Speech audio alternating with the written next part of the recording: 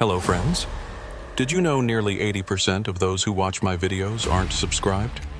If you enjoy these stories, please hit that subscribe button and leave a like. It really helps.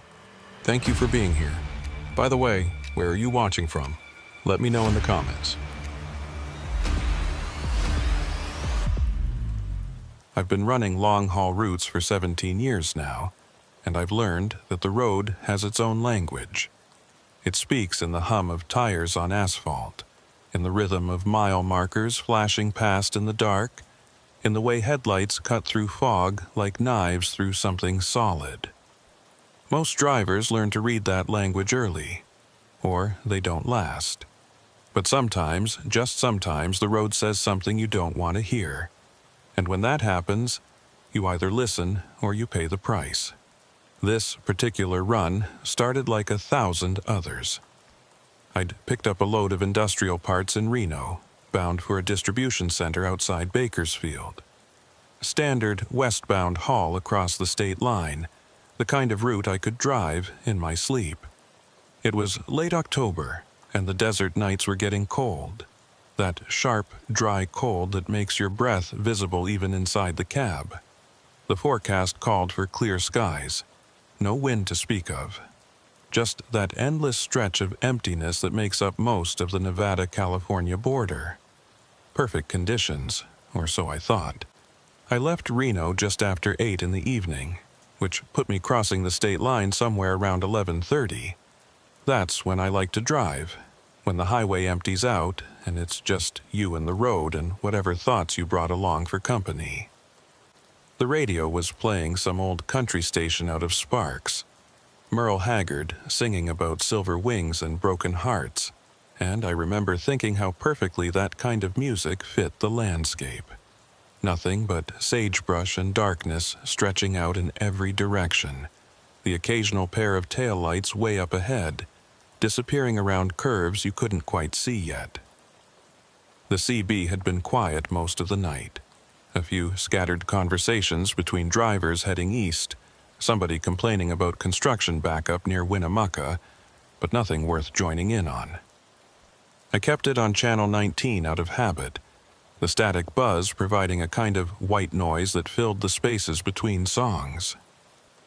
My name's Roy Tanner, and I've learned over the years that the CB is more than just communication. It's a lifeline.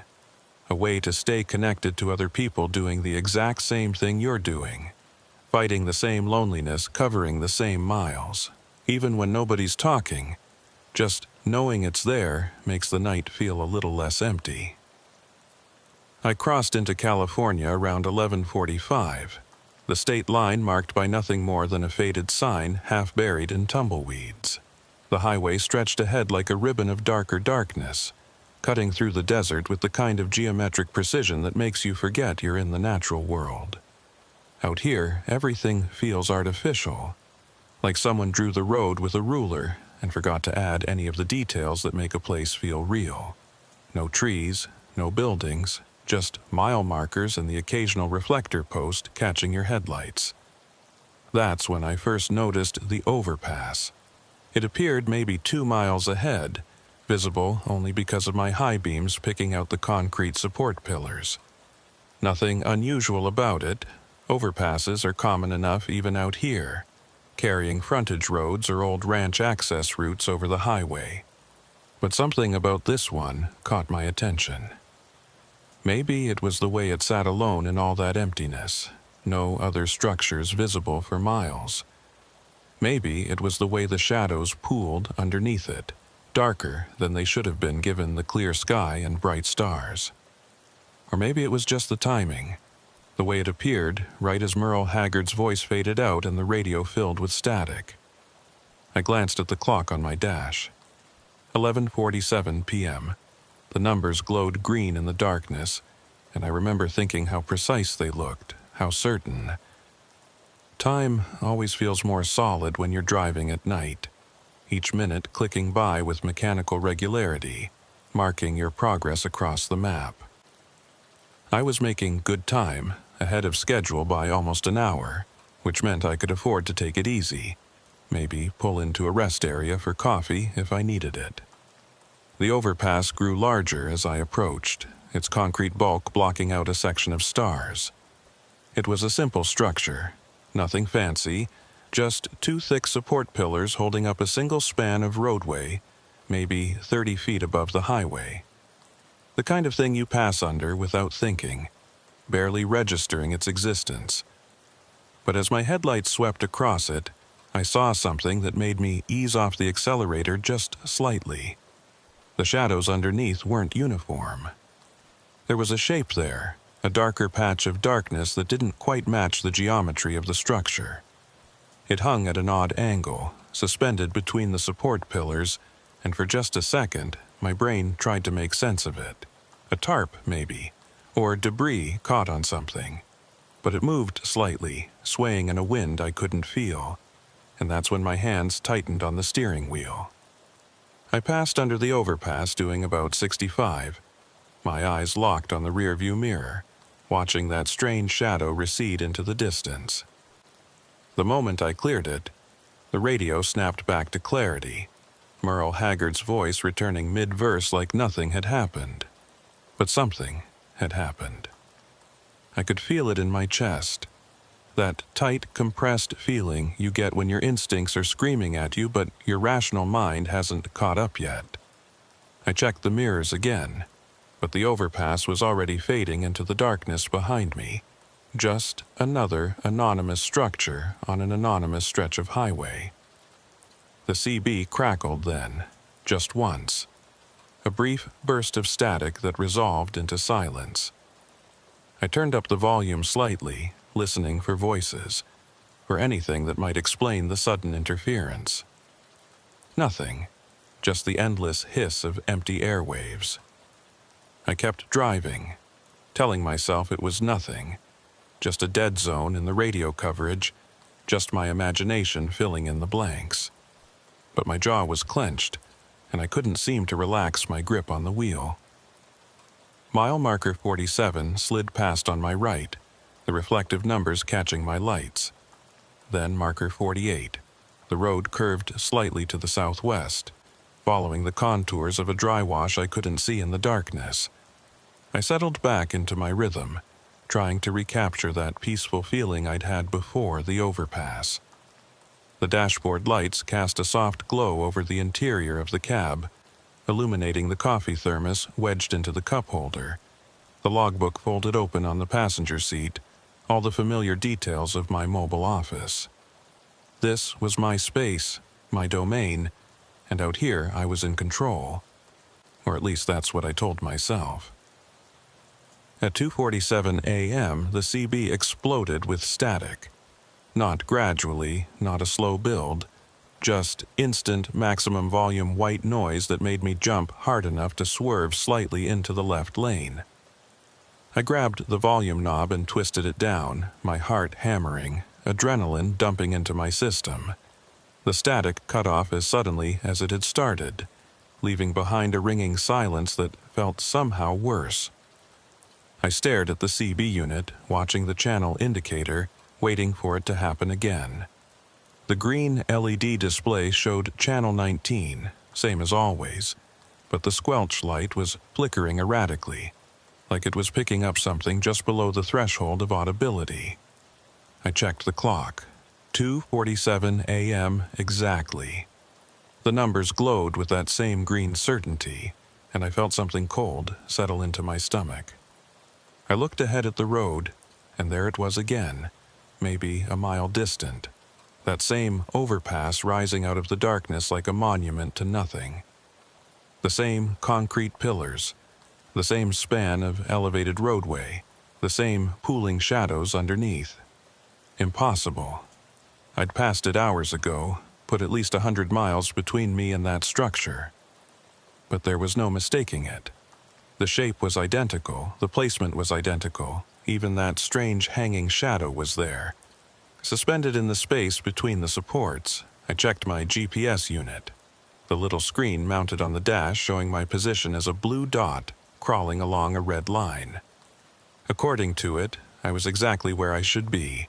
Still westbound on the highway, still making steady progress toward California. But the overpass ahead told a different story. I eased off the accelerator, letting my speed drop to 50, then 45, my eyes moving between the road and the structure growing larger in my windshield. Maybe it was a different overpass. Maybe I was misremembering. Maybe the isolation and the late hour were playing tricks on me. But deep down, I knew.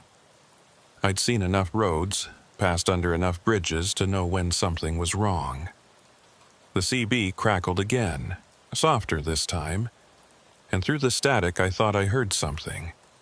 Not words exactly, more like the shape of words, the suggestion of a voice trying to push through interference. I grabbed the mic, keying it twice. "Breaker 19, I said, my voice sounding strange and small in the cab. "Anyone out there read me?" Nothing but static in response, that same shapeless hiss. I tried again. "This is westbound at mile marker." I glanced at the last marker I'd passed. Mile marker 73. Anyone got a copy? Still nothing. I passed under the overpass, doing 40. This time I watched the shadow more carefully, and what I saw made my breath catch. It wasn't debris. It wasn't a tarp. It was the absence of something. A hollow space where even the ambient starlight didn't penetrate, and it moved independent of any wind. As my headlights swept across the underside of the structure, the shadow seemed to shift, pulling back into itself, retreating into the angles between concrete and darkness. And then I was through, back into open highway, and the radio snapped back to normal with an old Waylon Jennings song already in progress. I drove faster after that, pushing the speed up to 70, then 75. The road ahead was empty, no other vehicles visible, just that endless stripe of asphalt cutting through the desert. My hands were shaking on the wheel, and I forced myself to breathe slowly, in through the nose, out through the mouth, trying to calm the panic rising in my chest. It was just an overpass, just a structure. I'd passed under thousands of them. There was nothing unusual about it except my own reaction, my own tired mind making connections that weren't there.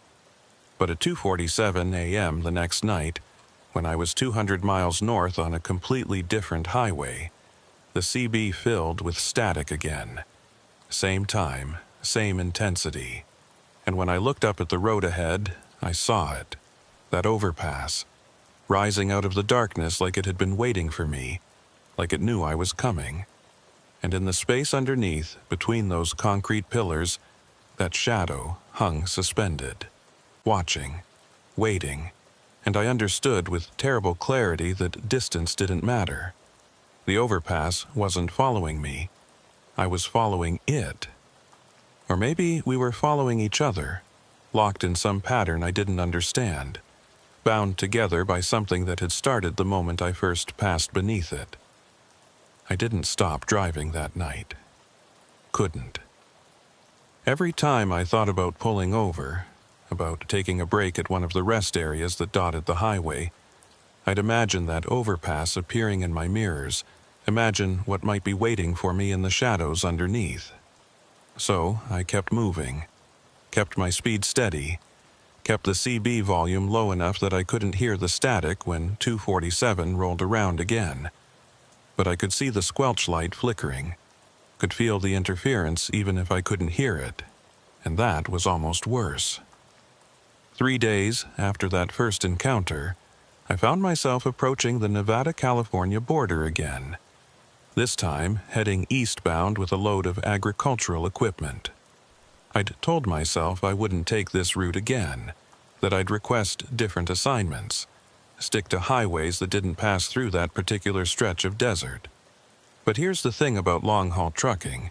You don't always get to choose your routes. The loads go where they go, and you go with them, or you don't work. Simple as that. So, when dispatch called with this run, I took it. Told myself it would be fine. Told myself that whatever had happened before was just exhaustion and coincidence, and the natural strangeness of driving alone through empty places at odd hours. I'd been planning to time it so I'd cross the state line during daylight, but a delayed pickup in Sacramento put me behind schedule. By the time I reached the border, the sun had already set, and that familiar desert darkness was settling in like something physical, something with weight and presence. The temperature had dropped fast, the way it does out here when the sun disappears, and I had the heater running low, just enough to take the edge off. The radio was playing classic rock out of Reno, and I kept the CB on, volume set just loud enough to hear any traffic without it being intrusive. I checked the time compulsively as I drove. 10:15 p.m., 10:22 pa, 10:30 p.m. Each glance at the clock felt like I was counting down to something, though I couldn't have said what.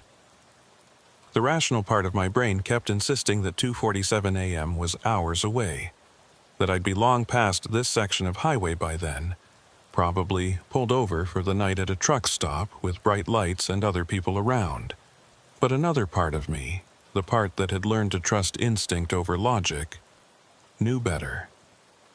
Time and distance didn't work the same way out here. Not anymore. Not since that first night. Mile markers clicked past with mechanical regularity. Marker 45. Marker 46. I was watching for it now, scanning the road ahead for any sign of that overpass. My hands tight on the wheel, my shoulders tense. The highway curved gently through the darkness, following the natural contours of the land, and I found myself reading the landscape differently than before, looking for the telltale rise of an elevated structure, the break in the horizon that would signal its approach. But the road stayed flat, stayed empty, and slowly, gradually, I started to relax. Maybe it wouldn't appear this time. Maybe whatever connection had formed between us had been severed, dissolved by time and distance and the simple act of moving forward. At 11:43 p.m., I passed under an overpass. Not the overpass, just a normal structure carrying a county road over the highway, well lit by a pair of sodium vapor lamps, their orange glow pushing back the darkness. A pickup truck sat on the overpass, its hazard lights blinking, and I could see the silhouette of someone standing by the hood, probably dealing with engine trouble. Normal. Real. I gave 2 short blasts on my air horn as I passed, a show of solidarity between travelers, and I saw the figure wave in response. The sight of another human being, even just their shadow, filled me with a relief so intense it was almost physical. I wasn't alone out here. The world was still solid, still followable, still bound by rules I understood. But then I checked my mirrors, just a casual glance to see if the pickup driver needed help, and the overpass was gone. Not just empty, but absent. The space where it should have been showing nothing but desert and stars. I blinked, looked again, and it was back. The orange light steady, the hazard flashers still blinking. I must have looked away, must have been checking a different mirror. My eyes were tired, that was all, playing tricks in the darkness. I forced myself to focus on the road ahead, to stop checking the mirrors, to just drive. The CB had been quiet all night, not even the usual scattered chatter between drivers. Just empty channels, and occasional bursts of static that could have been atmospheric interference or distant conversations bleeding through from too far away to make out words. I'd tried reaching out a few times, calling for anyone listening, but my transmissions vanished into that electronic void without response. It was like driving through a dead zone, a pocket of space where signals couldn't reach, where you were cut off from the network of voices that normally spans the highways. Being alone in the cab was one thing. Being alone on the radio was something else entirely. At 2:15 a.m., I started looking for a place to stop. Not because I was tired, though I should have been after nearly 6 hours of driving. Not because I needed fuel or food, or any of the normal reasons a driver pulls over. I wanted to be stopped. Wanted to have the engine off and the parking brakes set and my feet on solid ground when 247 rolled around. Some superstitious part of me believed that if I wasn't moving, if I wasn't actively traveling along that highway, then maybe the pattern would break. Maybe the overpass would pass me by, would find some other driver to shadow, some other route to haunt. I saw a rest area sign at mile marker 68. 2 miles ahead, the standard blue highway symbol showing parking and restrooms and picnic tables. Perfect.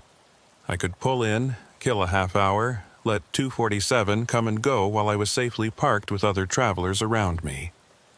I moved into the right lane, started slowing down, and that's when I noticed something wrong with the mile markers.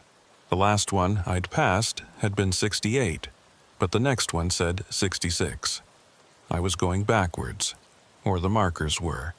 Either way, the math didn't work, couldn't work, but there was the number glowing in my headlights, clear and undeniable. Mile marker 66. I kept driving, my speed dropping to 50 now, my eyes fixed on the roadside markers. Marker 65, marker 64. The rest area sign flashed past on my right, but when I looked for the exit, there was nothing there, just highway shoulder and darkness. The countdown continued. Marker 63, marker 62. And then I saw it rising in the distance, that familiar shape breaking the horizon. And I knew with absolute certainty that I'd been driving toward it all along, that every mile I'd covered had somehow been bringing me closer to this moment, this place, this structure that existed outside the normal flow of distance and direction. The CB crackled at 2:46 a.m., 1 minute early, and through the static I heard something that made every hair on my body stand up. It was a voice, distorted and broken, but definitely a voice, and it was saying numbers. Marker 47, marker 47, over and over, in a flat, mechanical cadence that didn't sound quite human. I grabbed the mic, my thumb hovering over the transmit button, but I didn't key it. What would I say? Who was I trying to reach? The voice on the CB wasn't calling for help. It was calling out a location. It was marking territory. At 2:47 a.m. exactly, I passed under the overpass. This time, I was ready for it. My high beams on, my eyes searching the darkness under the structure for that hanging shadow. And I saw it. Not just a shape this time, but detail. It was wrong in ways I couldn't quite process, wrong in ways that made my vision blur when I tried to focus on it directly. It had depth but no substance, movement but no form, and where my headlights hit it, the light didn't reflect or absorb. It just stopped, like the shadow was eating the photons, pulling them into itself and giving nothing back. The span of time under the overpass felt stretched, extended beyond what physics should have allowed. My speedometer showed 60 miles per hour, but it felt like I was crawling, like the space beneath the structure was somehow longer than it should be. The distance between the entry and exit multiplied by some factor I couldn't calculate. And in that extended moment, I saw movement in my peripheral vision. Saw that shadow shift and flow and reach. Saw appendages or branches or something that defied description extending from the main mass, reaching down toward my cab, getting closer, closer, almost touching. Then I was through. Back into open highway. Back into normal space and normal time. My speedometer still showed 60. My odometer clicked over normally, and the CB went silent. I exhaled hard, realized I'd been holding my breath, realized my knuckles were white on the steering wheel and my jaw was clenched so tight it ached. I forced myself to relax, forced my hands to loosen their grip, but I couldn't stop the trembling that had started in my arms and was spreading through my whole body. I kept driving for another 10 minutes before I dared to check the mirrors. When I finally did, I saw nothing but empty highway stretching back into darkness. The overpass was gone, or I'd left it behind, or it had released me. I didn't know which. Didn't want to know. I just wanted to put distance between us. Wanted to fill the space with miles and minutes and the comfortable routine of driving. But I couldn't shake the image of that shadow. Couldn't stop seeing it in my mind's eye. Couldn't stop wondering what would have happened if I'd been going slower, if that moment under the overpass had stretched just a little longer, if those reaching appendages had actually touched the roof of my cab. The rest area I'd been looking for finally appeared at mile marker 83, the number sequence running forward again, running normal. I pulled in without hesitation, guided my rig into a parking spot between two other trucks, their running lights showing signs of life, their drivers presumably sleeping in their cabs. I set the parking brake, killed the engine, and just sat there in the sudden silence, listening to the tick of cooling metal, the distant rush of highway traffic, the ordinary sounds of the ordinary world.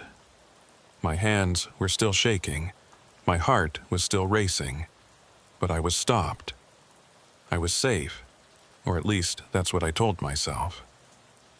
I climbed out of the cab on unsteady legs, my boots crunching on gravel as I walked toward the rest area building. It was a simple structure, brick and glass and fluorescent lights, the kind of place that exists only as a waypoint, a brief intersection with civilization in the midst of long journeys. The lights were bright, almost painfully so after hours of darkness, and I squinted as I pushed through the glass doors. The restrooms were empty, cleaned recently enough that the smell of industrial disinfectant still hung in the air. I splashed cold water on my face, looked at myself in the mirror, and barely recognized what I saw. My eyes were bloodshot, my face pale, and there was something in my expression that hadn't been there before. Not fear, exactly, more like knowledge. The look of someone who's seen something they can't unsee, learned something they can't unlearn. I bought coffee from a vending machine, the kind that tastes like burnt rubber and regret, and carried it outside to one of the picnic tables. The night air was cold and clean, and I stood there breathing it in, trying to clear my head, trying to process what had happened. Other trucks were pulling in and out of the rest area, their air brakes hissing, their engines rumbling, and the normality of it all felt surreal. How could they just keep driving? How could they pass through that same stretch of highway without noticing? Was I the only one who saw it, or were there others, other drivers who'd encountered that overpass and never spoke about it, who kept their experiences locked away because talking about it would make them sound crazy? I pulled out my phone, thinking I'd search online, see if anyone else had reported strange experiences on this highway. But I had no signal. The rest area was in a dead zone, too far from any cell towers to pick up coverage. Just like the CB, just like everything out here, I was cut off, isolated, left to figure this out on my own. I drank the terrible coffee and waited for dawn, watching the eastern horizon for the first hint of light. And when the sun finally rose, painting the desert in shades of orange and gold, I felt something like relief. Daylight meant safety. Daylight meant the rules went back to normal. I climbed back into my cab around 7 a.m., after other drivers had started moving, after the parking lot had filled with the sounds of engines starting and gears shifting and the normal business of the road resuming. I checked my logbook, calculated my hours, and realized I needed to keep moving if I was going to make my delivery on time. The eastbound highway stretched ahead, and I pulled onto it without looking back, without checking my mirrors for any sign of that overpass. I didn't want to know if it was still there. Didn't want to give it any more attention than I already had. But as I merged into traffic, as I settled into the rhythm of driving and the comfortable monotony of mile markers passing by, I caught myself watching the clock. 2:47 a.m. was hours away, but I was already counting down to it, already dreading it, already knowing that tonight, and every night after, I'd be watching for it. The overpass had marked me somehow, had established some kind of connection I didn't understand. and I knew with cold certainty that no matter what route I took, no matter how far I drove, eventually I'd see it again. Rising out of the darkness, waiting. 2 weeks passed before I saw it again, and in that time I'd almost convinced myself it had been a hallucination. Stress, exhaustion, too much coffee, and not enough sleep combining to create something that felt real but wasn't. I'd even laughed about it with another driver at a truck stop in Utah, telling the story like it was a joke, like I was in on the punchline. "You ever see something so weird you can't even describe it?" I'd said, and he'd nodded, launched into his own tale about lights in the sky near Roswell. We'd laughed, drank our coffee, and gone our separate ways. Normal trucker talk, normal road stories. But then I took a run from Portland to Boise, a straightforward route I'd driven dozens of times, and at 2:47 a.m. on a clear November night, the CB filled with static, and that voice came through again. Marker 47, marker 47. The same flat cadence, the same mechanical repetition, and when I looked up at the road ahead, there it was. The overpass. Impossible, because this highway didn't have an overpass at this location, had never had one, but impossible didn't seem to mean much anymore. It stood there in the darkness like it had been waiting, and I knew I had no choice but to pass beneath it. I'd prepared for this moment, or thought I had. I'd installed a second dash cam, one that recorded continuously and uploaded footage to cloud storage every few hours. I'd bought a digital voice recorder and kept it running whenever I drove at night, documenting my location and any unusual experiences. I'd even started keeping a detailed journal, writing down mile markers and timestamps and weather conditions, trying to find a pattern, trying to understand the rules of whatever game I was playing. But as I approached that overpass, all my preparations felt useless. What good was documentation against something that shouldn't exist? The shadow under the structure was darker this time, more substantial, and as I got closer I could see it moving with purpose, pulsing like a heartbeat, expanding and contracting in rhythm with something I couldn't hear. My foot eased off the accelerator instinctively, my speed dropping from 70 to 60 to 50, and the slower I went, the more detail I could see.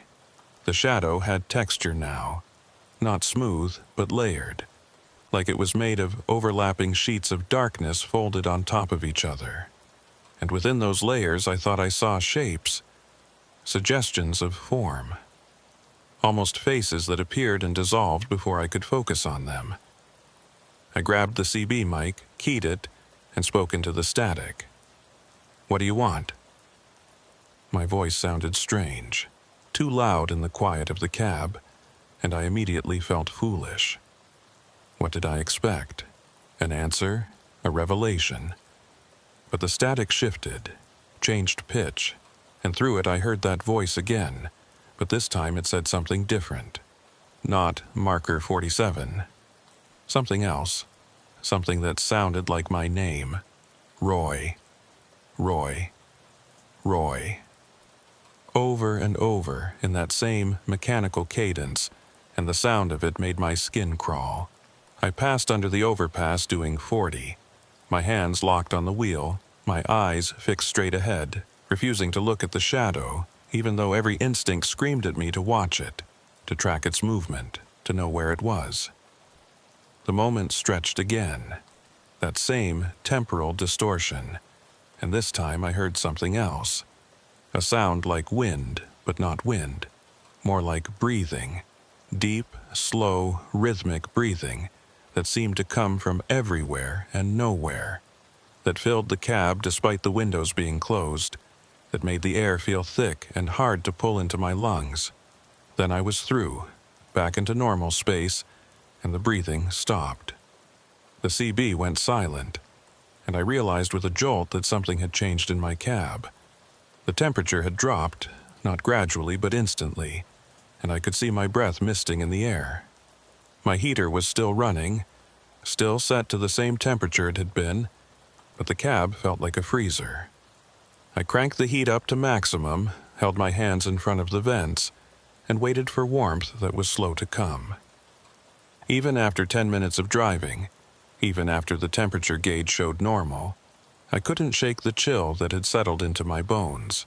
I pulled into a truck stop outside of Twin Falls around 4 a.m., parked under the brightest lights I could find, and went through my vehicle inspection like I was searching for contraband.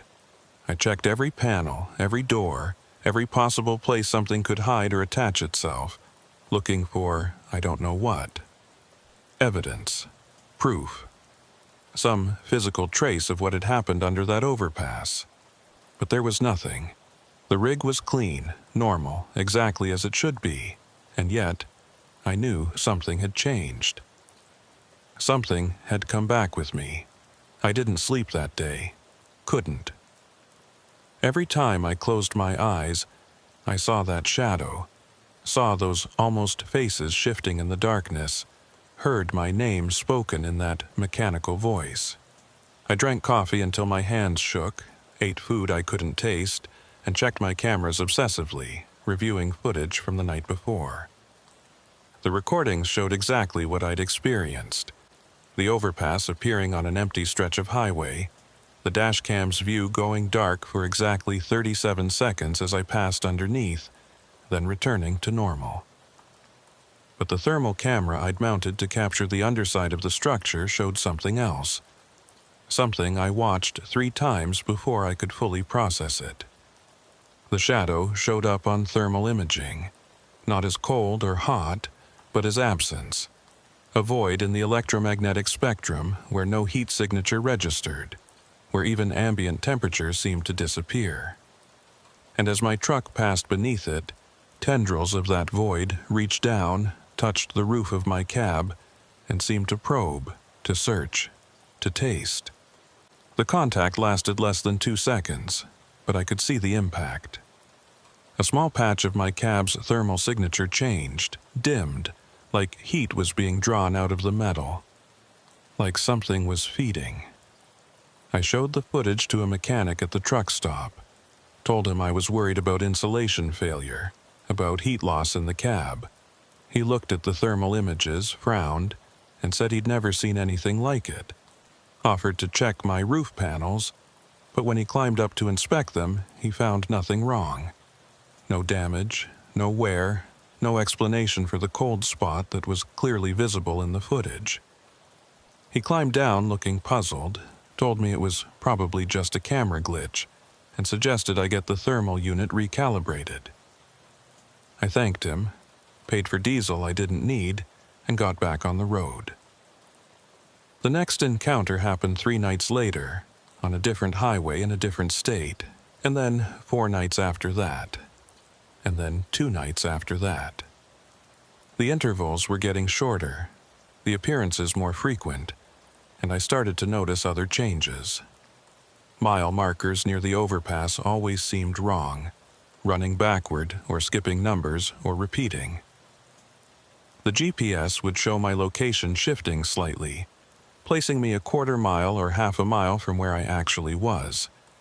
And the CB, even when the overpass wasn't visible, would crackle with that static at 2:47 a.m., like it was marking time, counting down to the next appearance.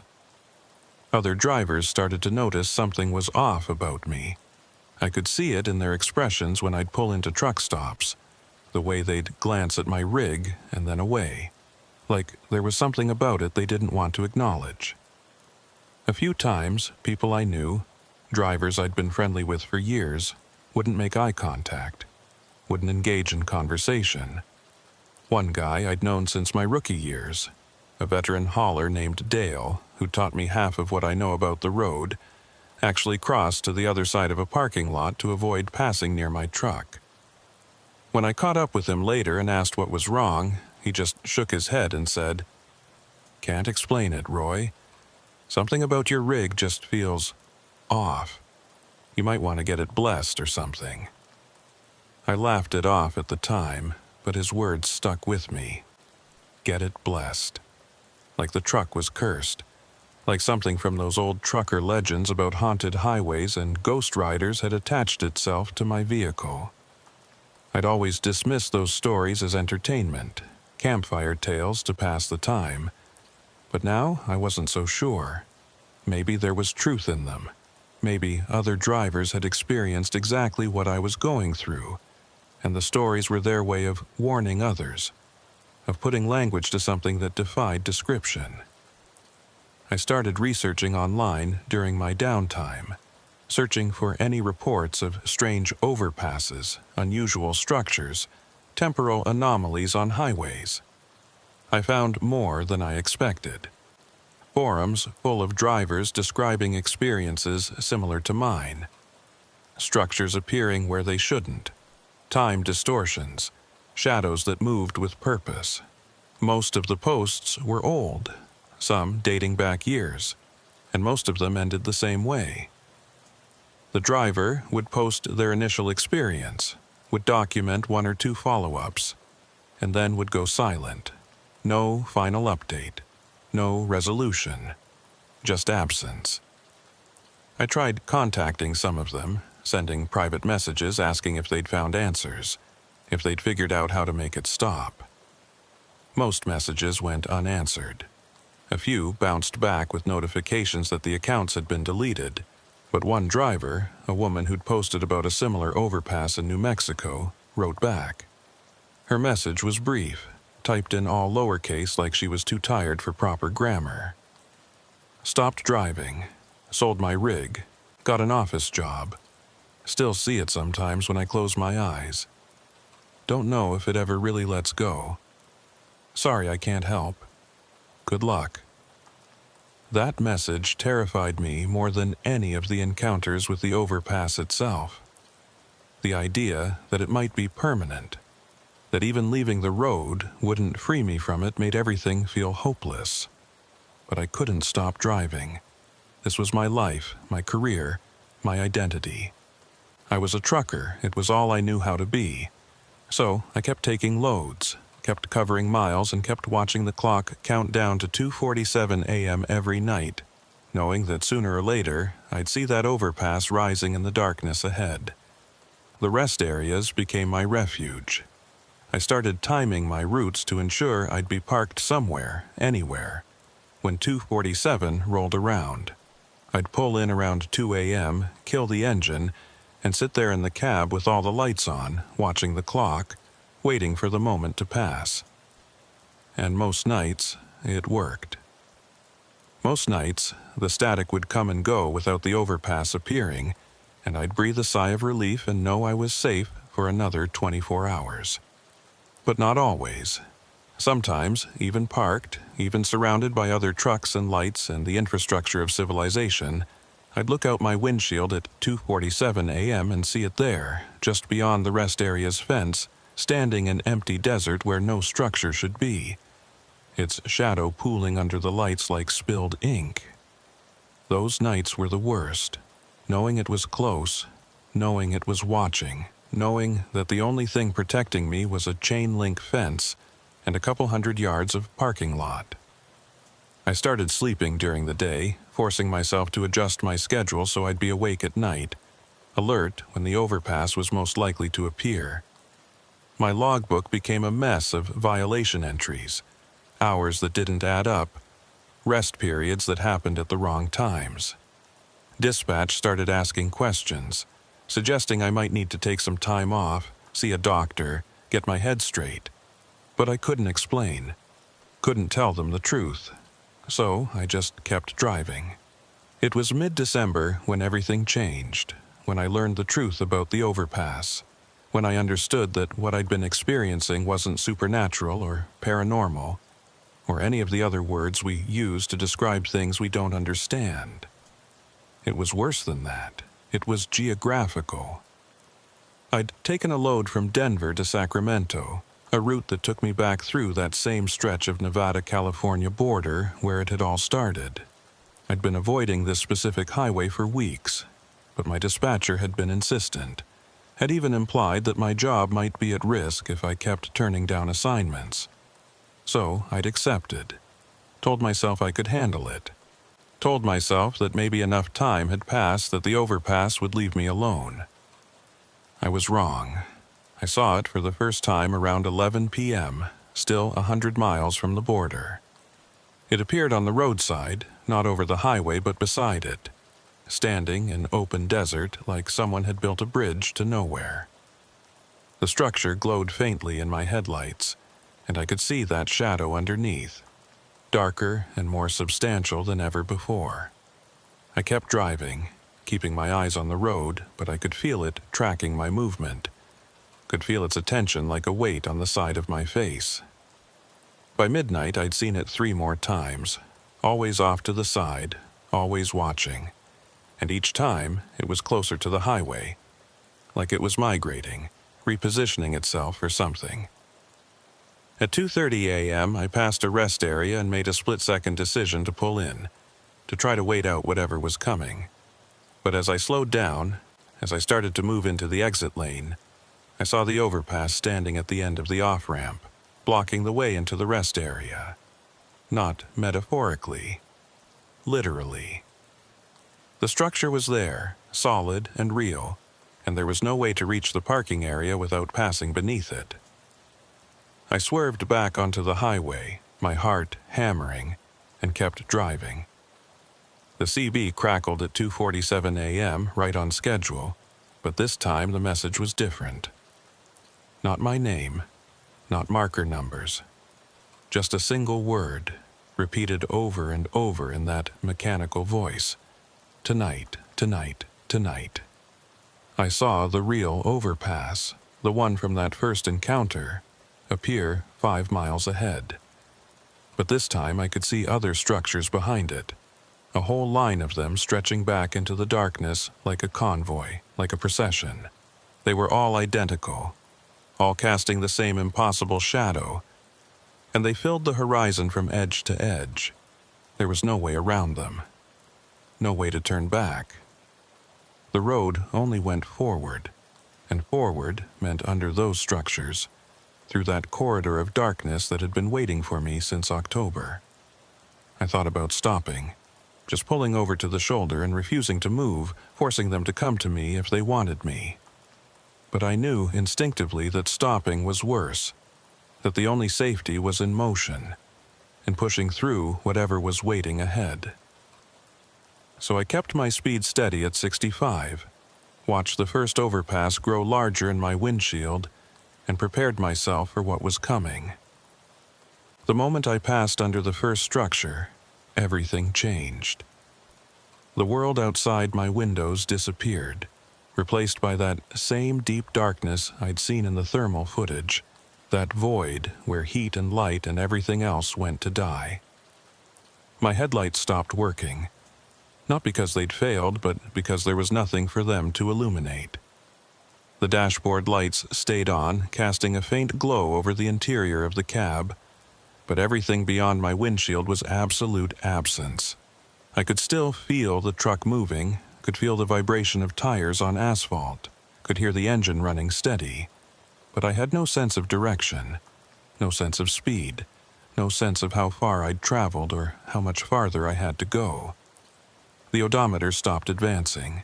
The GPS showed nothing but a blank screen, and the clock, the digital clock that had been my constant companion, my marker of time and progress, was frozen at 2:47 a.m. I don't know how long I drove through that darkness. It could have been minutes or hours or days. Time had stopped meaning anything, had dissolved into that same void that surrounded my truck. But I kept my hands on the wheel and my foot steady on the accelerator, kept moving forward because forward was all I had left. And then, gradually, I started to see things in the darkness. Not shapes exactly, more like the memory of shapes, after images of things that might have once been real. I saw other trucks, dozens of them, all driving in the same direction, all trapped in the same void. I saw their drivers through their windows, saw their faces locked in expressions of terror or confusion or resignation, and I understood that I wasn't alone in this, that the overpass had been collecting us, gathering us, drawing us all into this space between spaces.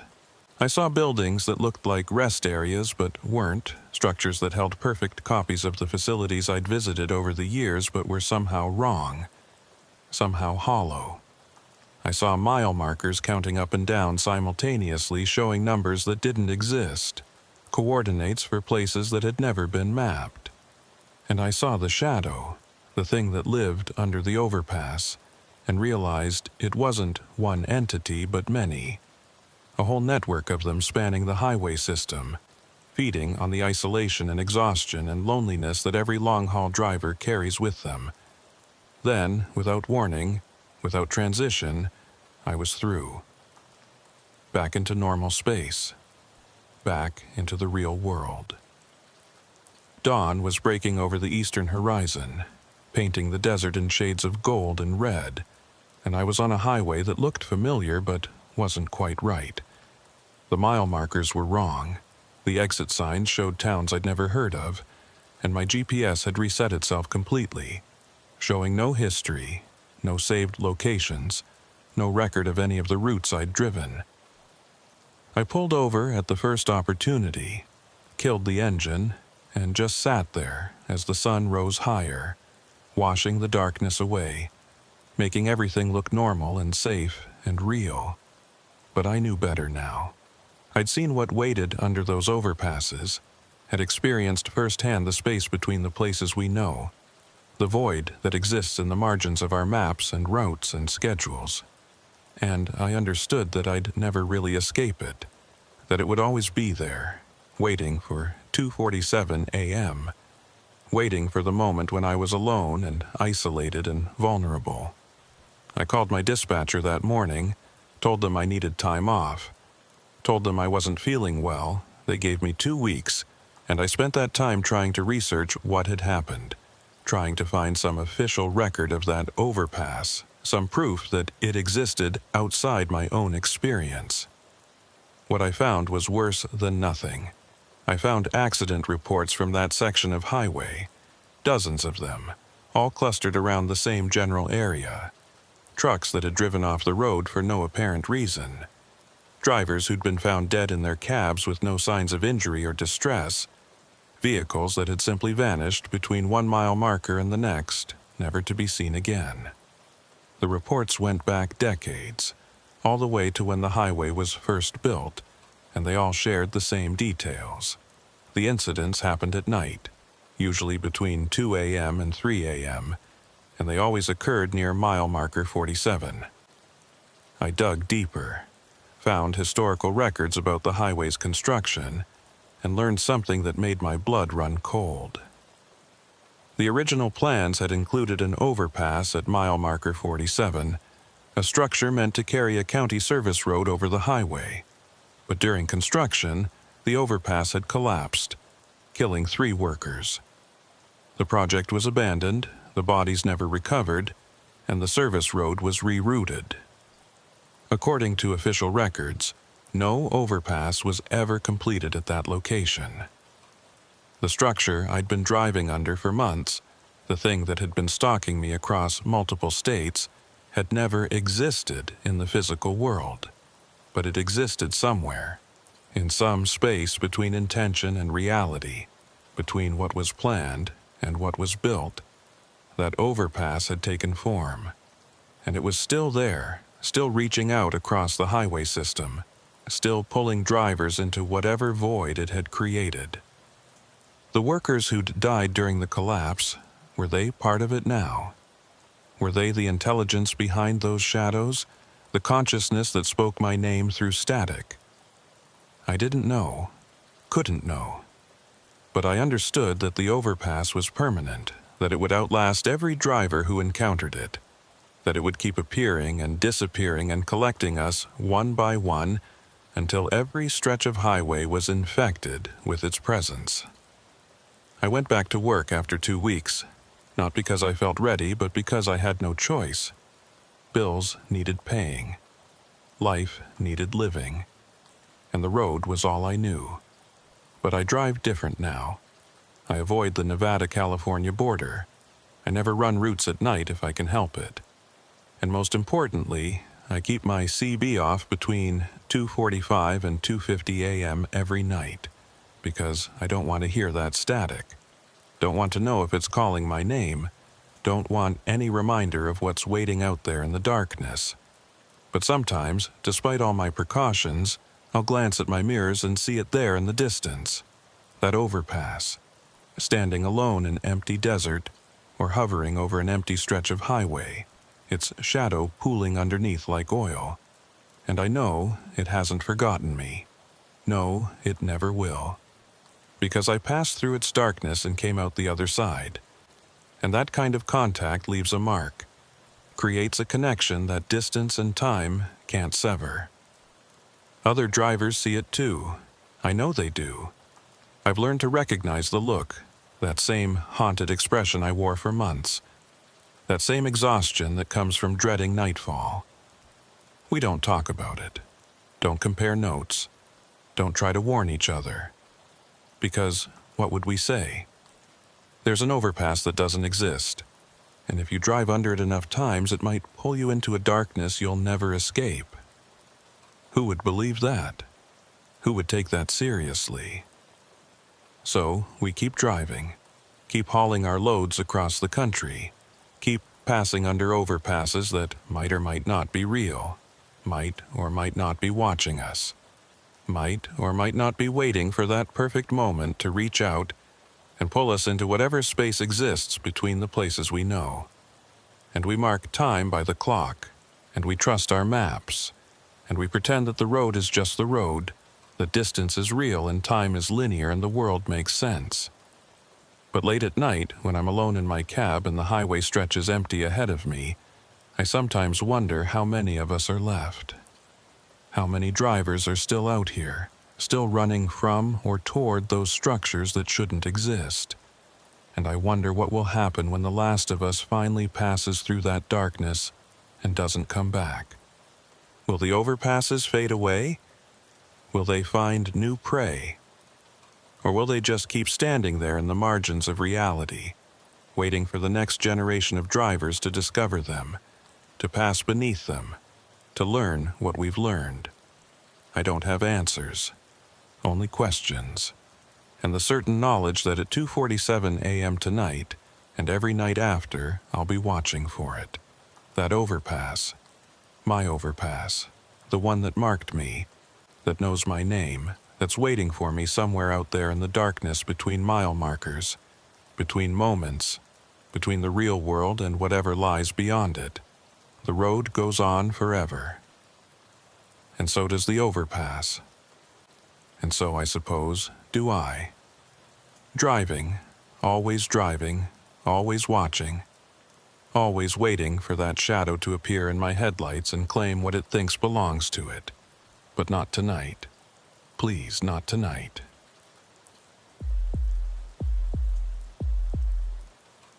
"22 years on the road teaches you to trust your tools. Your maps, your GPS, your instincts, they all work together to keep you on course, to get you from point A to point B, without incident. You learn which truck stops have the cleanest showers, which stretches of highway get dangerous in bad weather, which shortcuts actually save time, and which ones just waste fuel.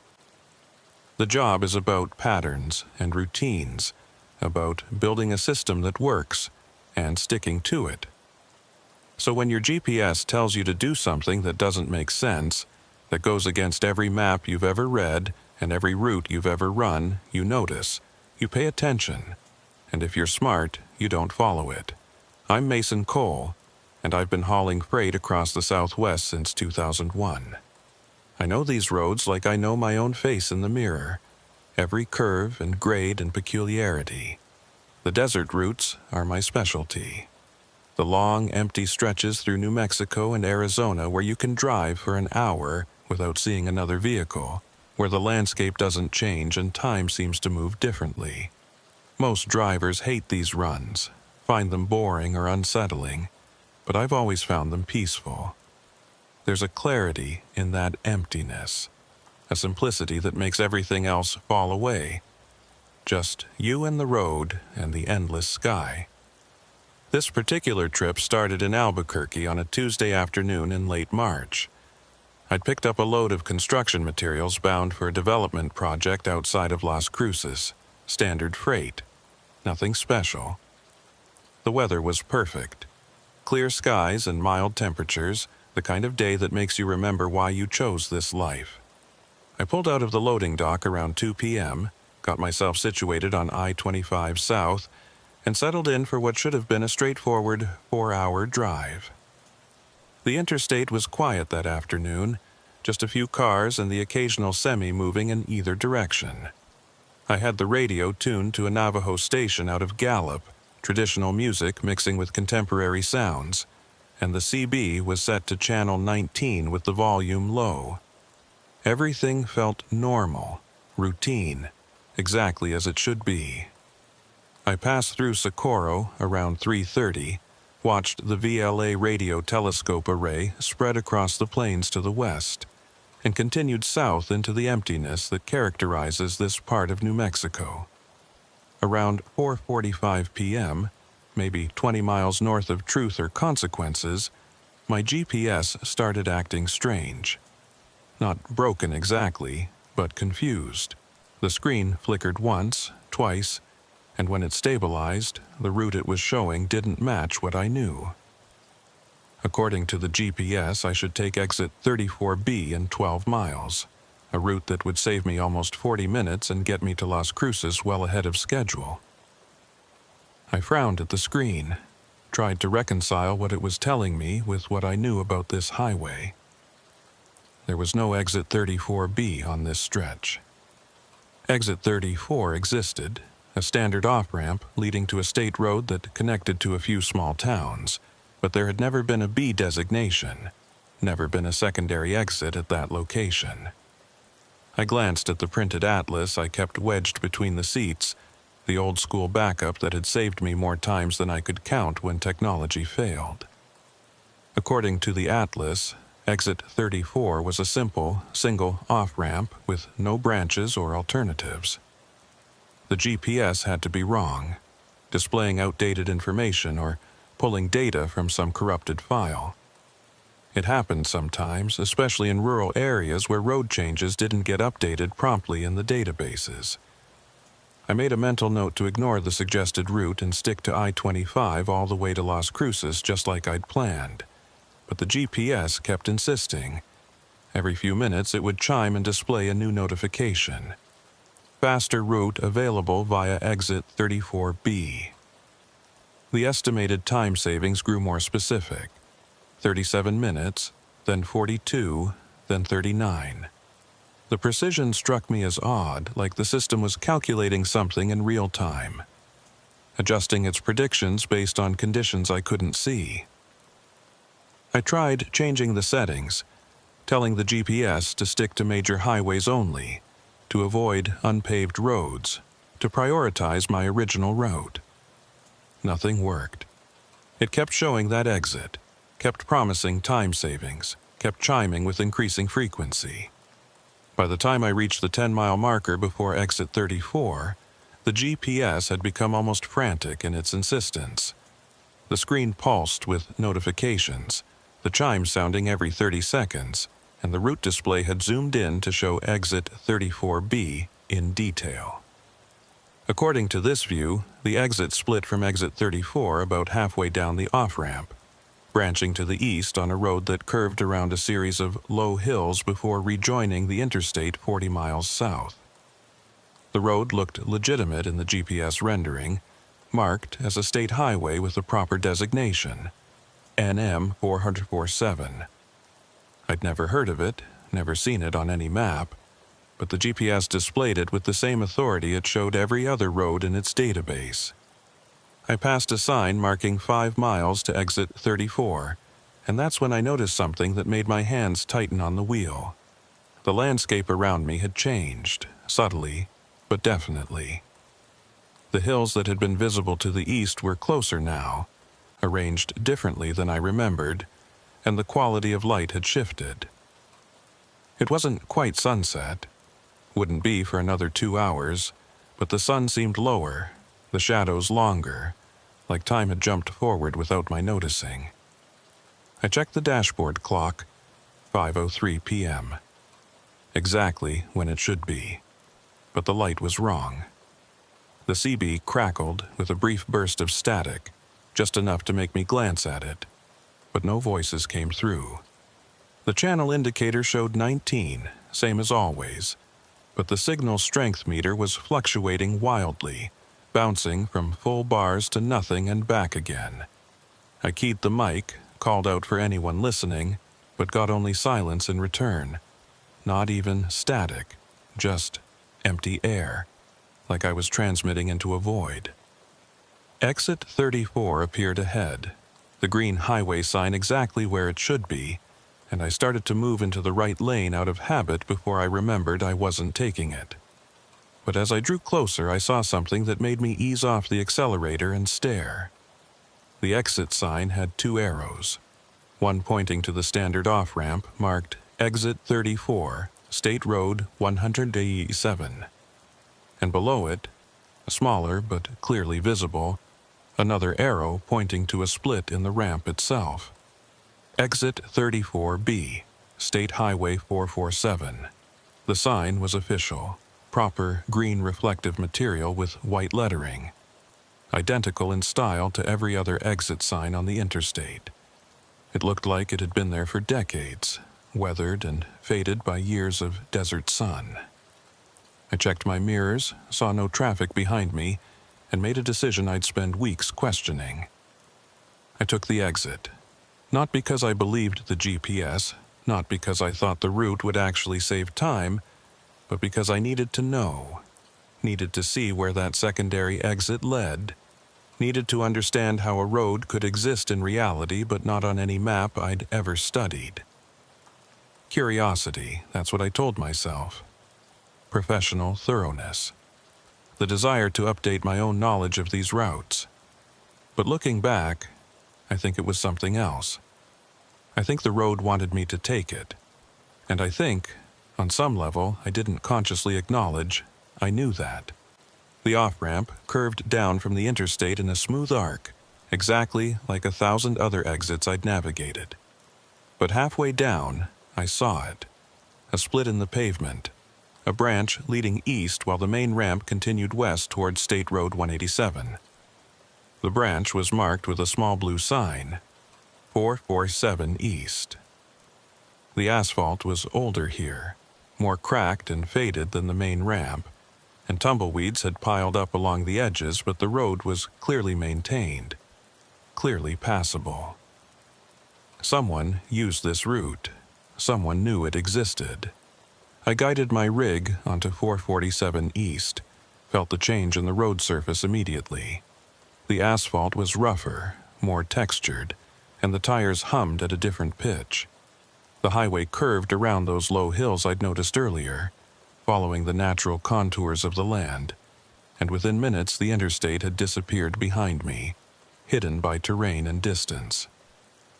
I was alone on this road, no other vehicles visible in either direction, and the landscape around me felt different from the desert I'd been driving through all afternoon. The vegetation was sparser, the soil darker, and the rock formations had a quality I couldn't quite name.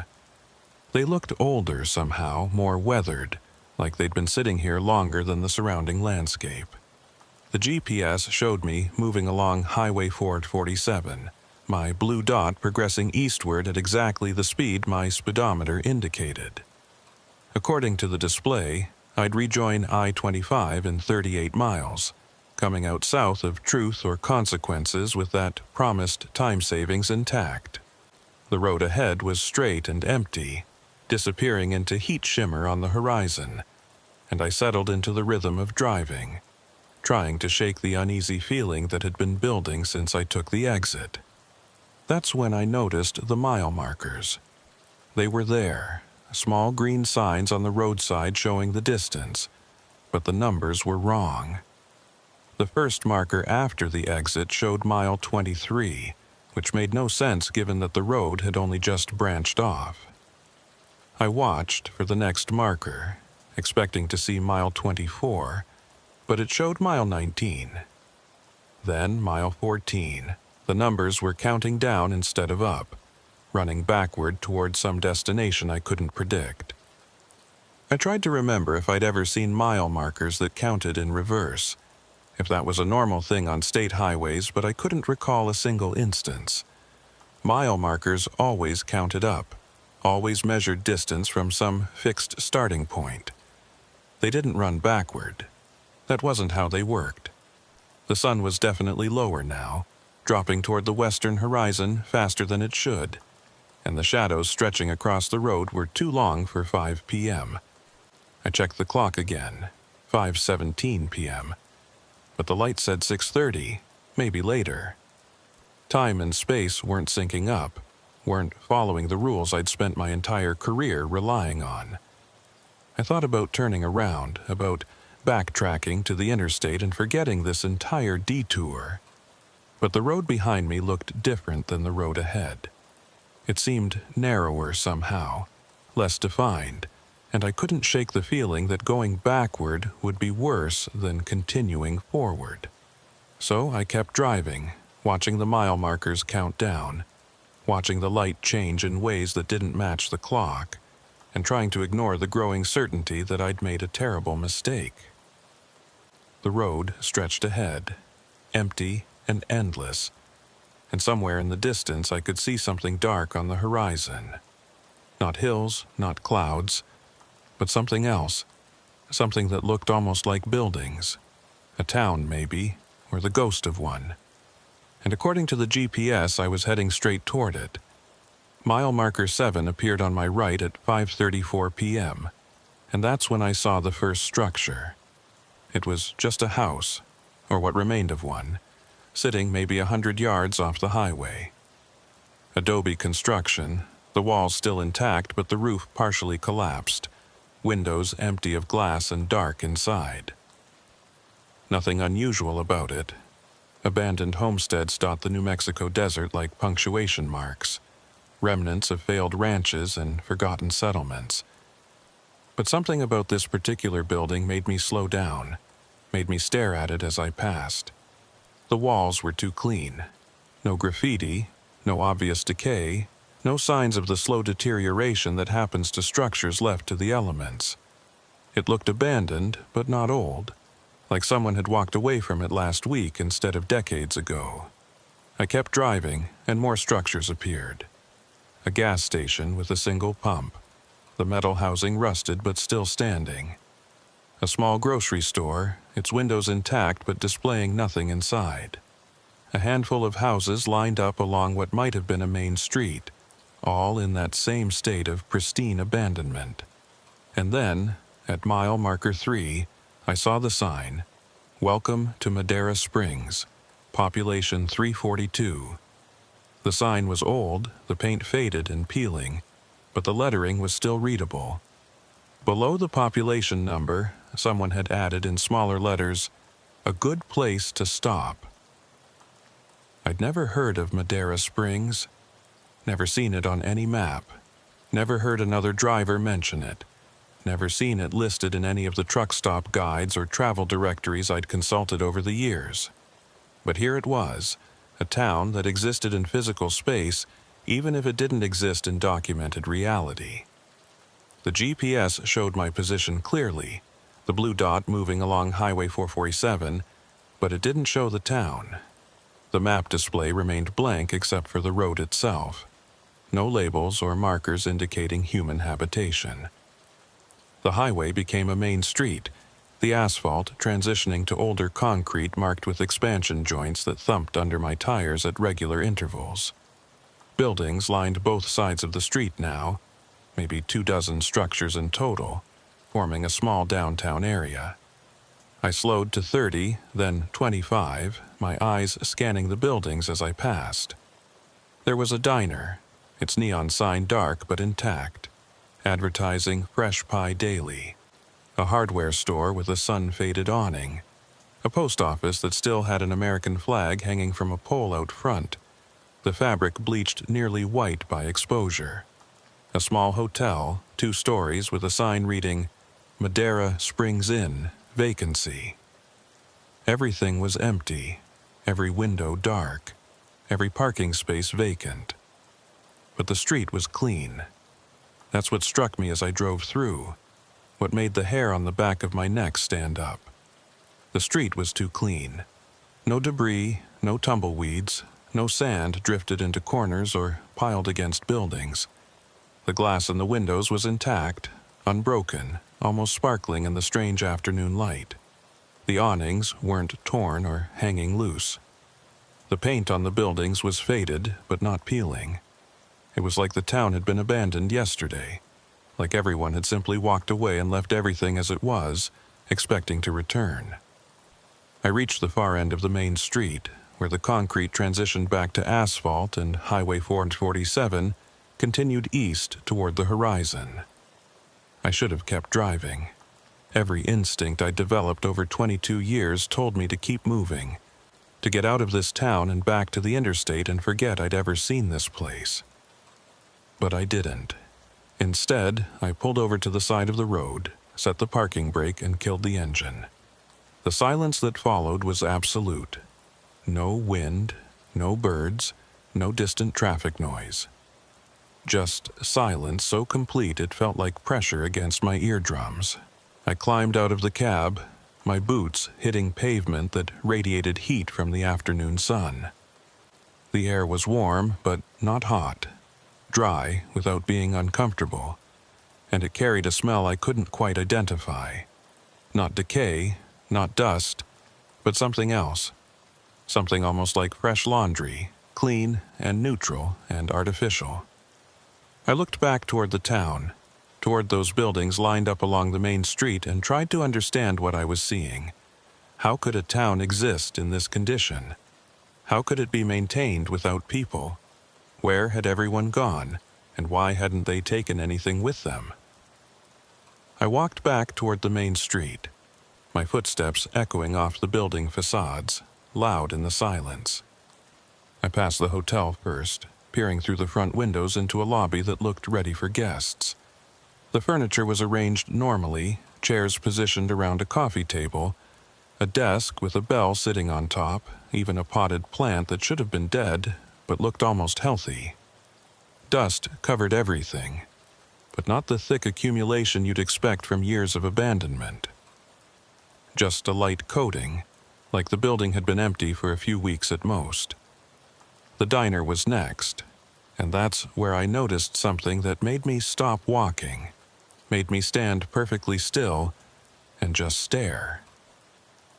The lights were on inside. Not bright, not the full fluorescent glare you'd expect from a commercial kitchen, but dim, like someone had left a few lights on overnight. I could see them through the windows, soft yellow illumination falling across empty booths, and a lunch counter with stools lined up in perfect order.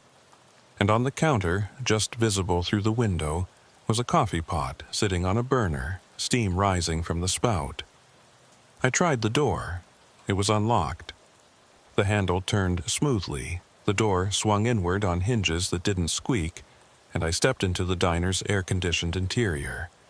The temperature difference was immediate, going from the warm afternoon air to a cool 68 degrees in the space of a single step. The air conditioning was running, the lights were on, the coffee was hot, and there wasn't a single person anywhere in sight. "Hello?" My voice sounded wrong, too loud and too small at the same time, swallowed by the space even as it echoed off the walls. No response. I walked deeper into the diner, past booths with menus still sitting on the tables, past a pie case that contained actual pies, past a kitchen door with a window that showed cooking equipment in pristine condition. Everything was ready for business. Everything suggested that customers could walk in at any moment and be served. But there was no one to serve them. I looked at the pies more closely, leaning down to examine them through the glass case.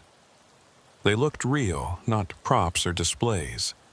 I could see the texture of the crust, the glistening of the fruit filling, the way the meringue formed perfect peaks on what appeared to be a lemon pie. But they didn't look fresh. They looked like the idea of fresh, like someone's memory of what a fresh pie should look like. translated into physical form without quite capturing the reality. The colors were slightly too vivid, the textures slightly too perfect, and there was no smell. Fresh pie should fill a diner with aroma, should make your mouth water from across the room. These pies gave off nothing, no scent at all. I left the diner without taking anything, walked back out into the silence of the main street. The sun was lower now, creating long shadows that stretched across the pavement, and I realized I'd lost track of time. I checked my watch, 6:12 p.m. I'd been in the diner for maybe 10 minutes, 15 at most, but over an hour had passed according to my watch, and the light matched that lost hour, showed early evening when it should have been mid-afternoon. I needed to leave, needed to get back in my truck and continue on Highway 447, get to wherever this road actually went, get back to the interstate and the normal world. But as I turned toward my rig, I saw someone. Just for a second. Just a glimpse of movement in one of the second-floor windows of the hotel. A shape, dark against the dim interior, standing perfectly still and looking down at me. I froze, staring up at that window, and the shape didn't move, didn't wave, didn't step back out of sight, just stood there, watching. "Hey!" I called up to the window. "You know where everyone went?" No response. The shape remained motionless, and I couldn't make out any details, couldn't even be certain it was human. It could have been a coat rack, a piece of furniture, a trick of light and shadow. But I didn't think so. It had the weight of presence, the quality of attention, and I could feel it watching me even if I couldn't see its eyes.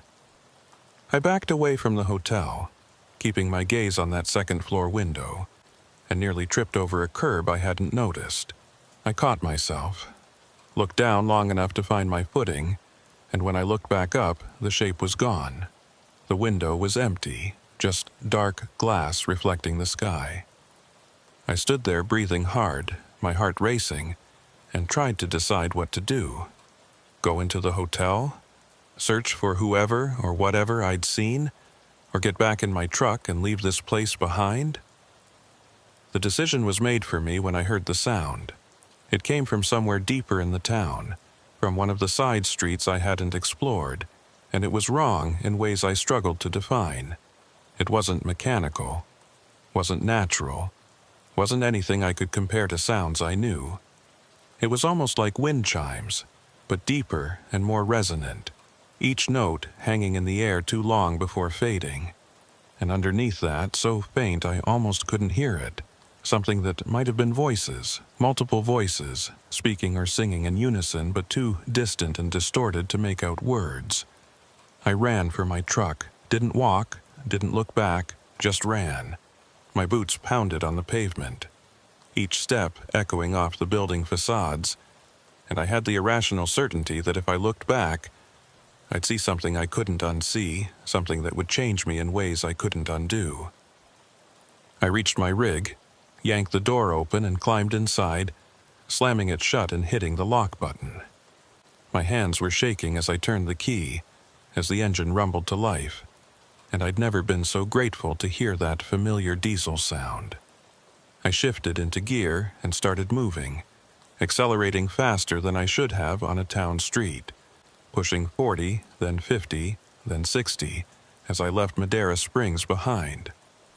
In my mirrors, I watched the town recede, watched those buildings shrink into the distance, and I swore I saw movement in several of the windows, dark shapes standing motionless and watching me go.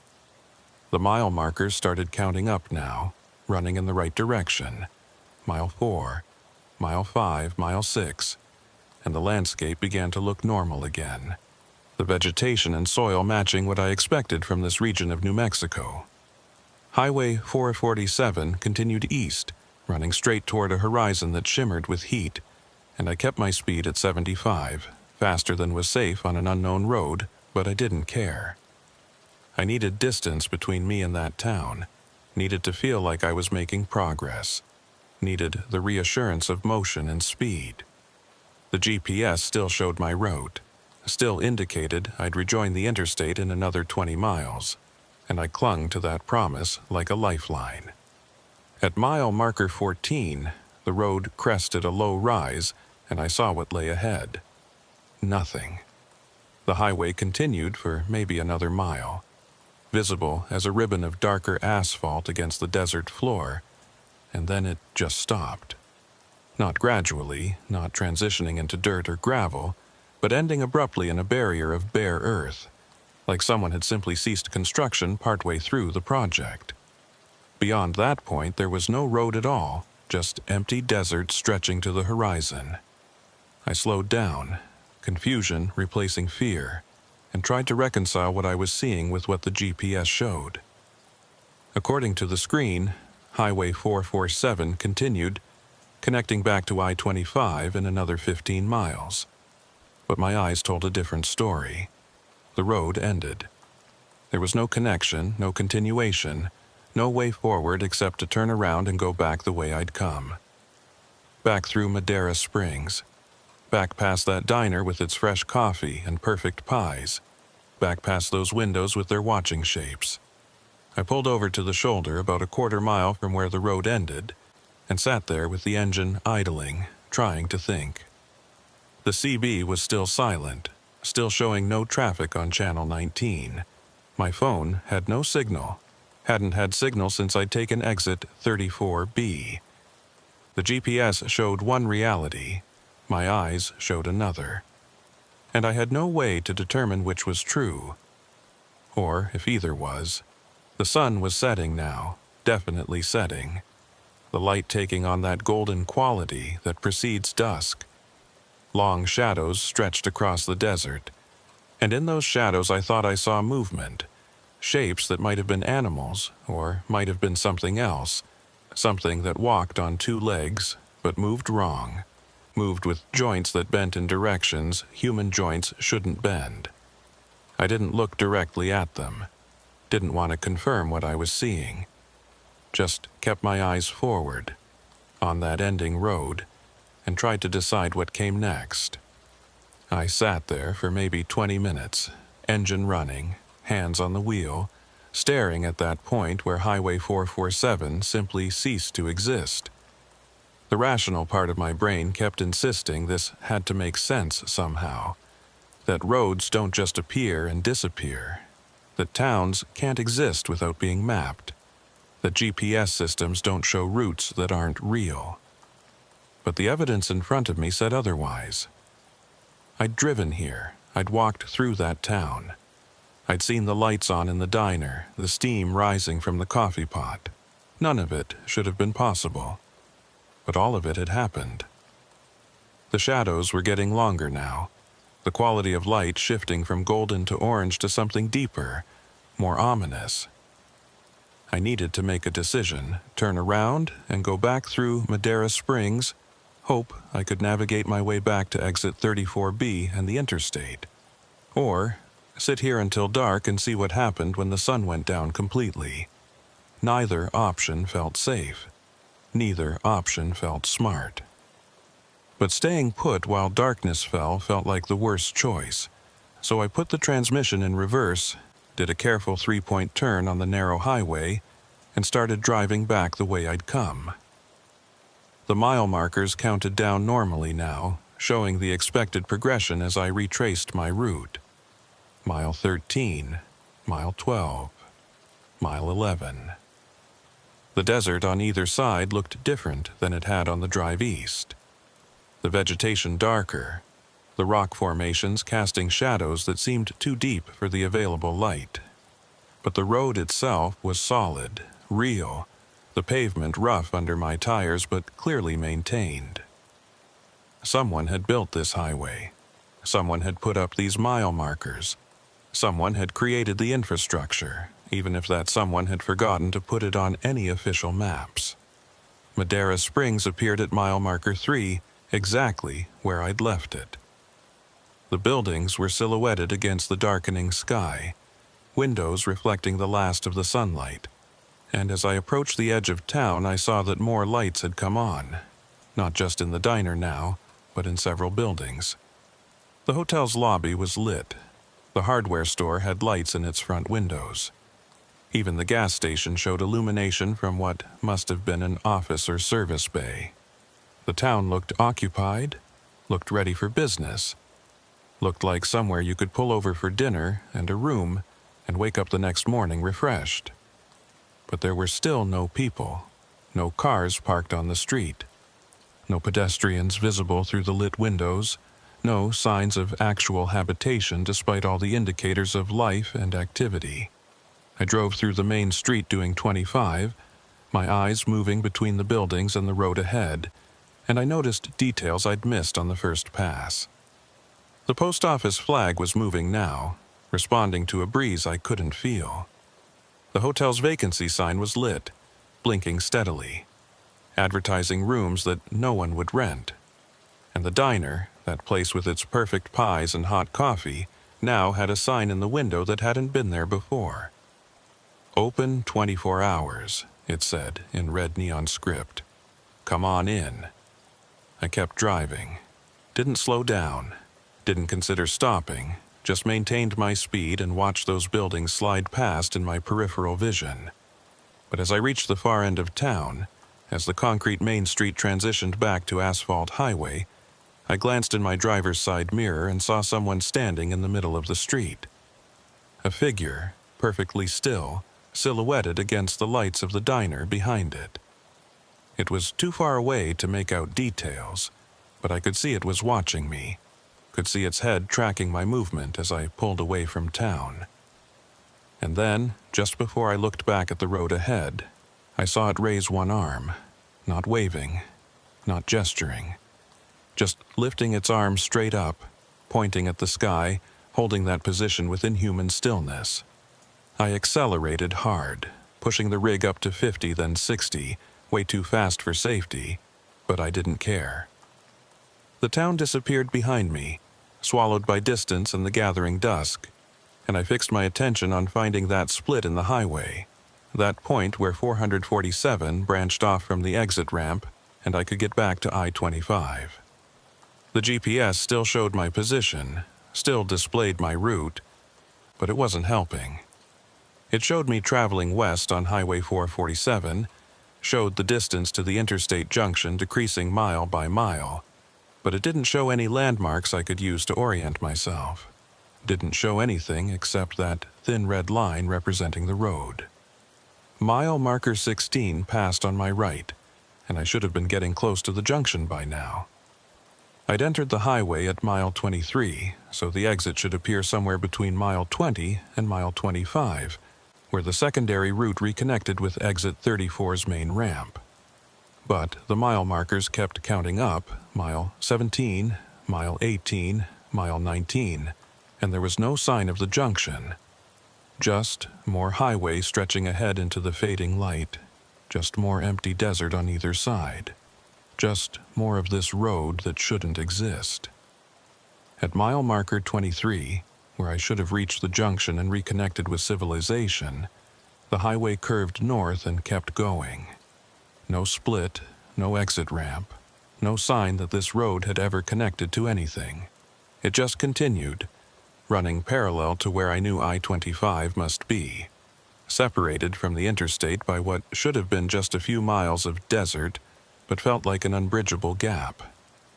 I thought about leaving the highway, about cutting across the open desert and trying to reach I-25 on foot, but that was insane. I had no water, no navigation equipment, and night was coming fast. I'd die out there, lost in the desert, while my truck sat empty on a highway that didn't exist. The CB crackled suddenly, making me jump. Not static this time, but a voice. Broken and distorted, but definitely human. Anyone reading? 447, trapped.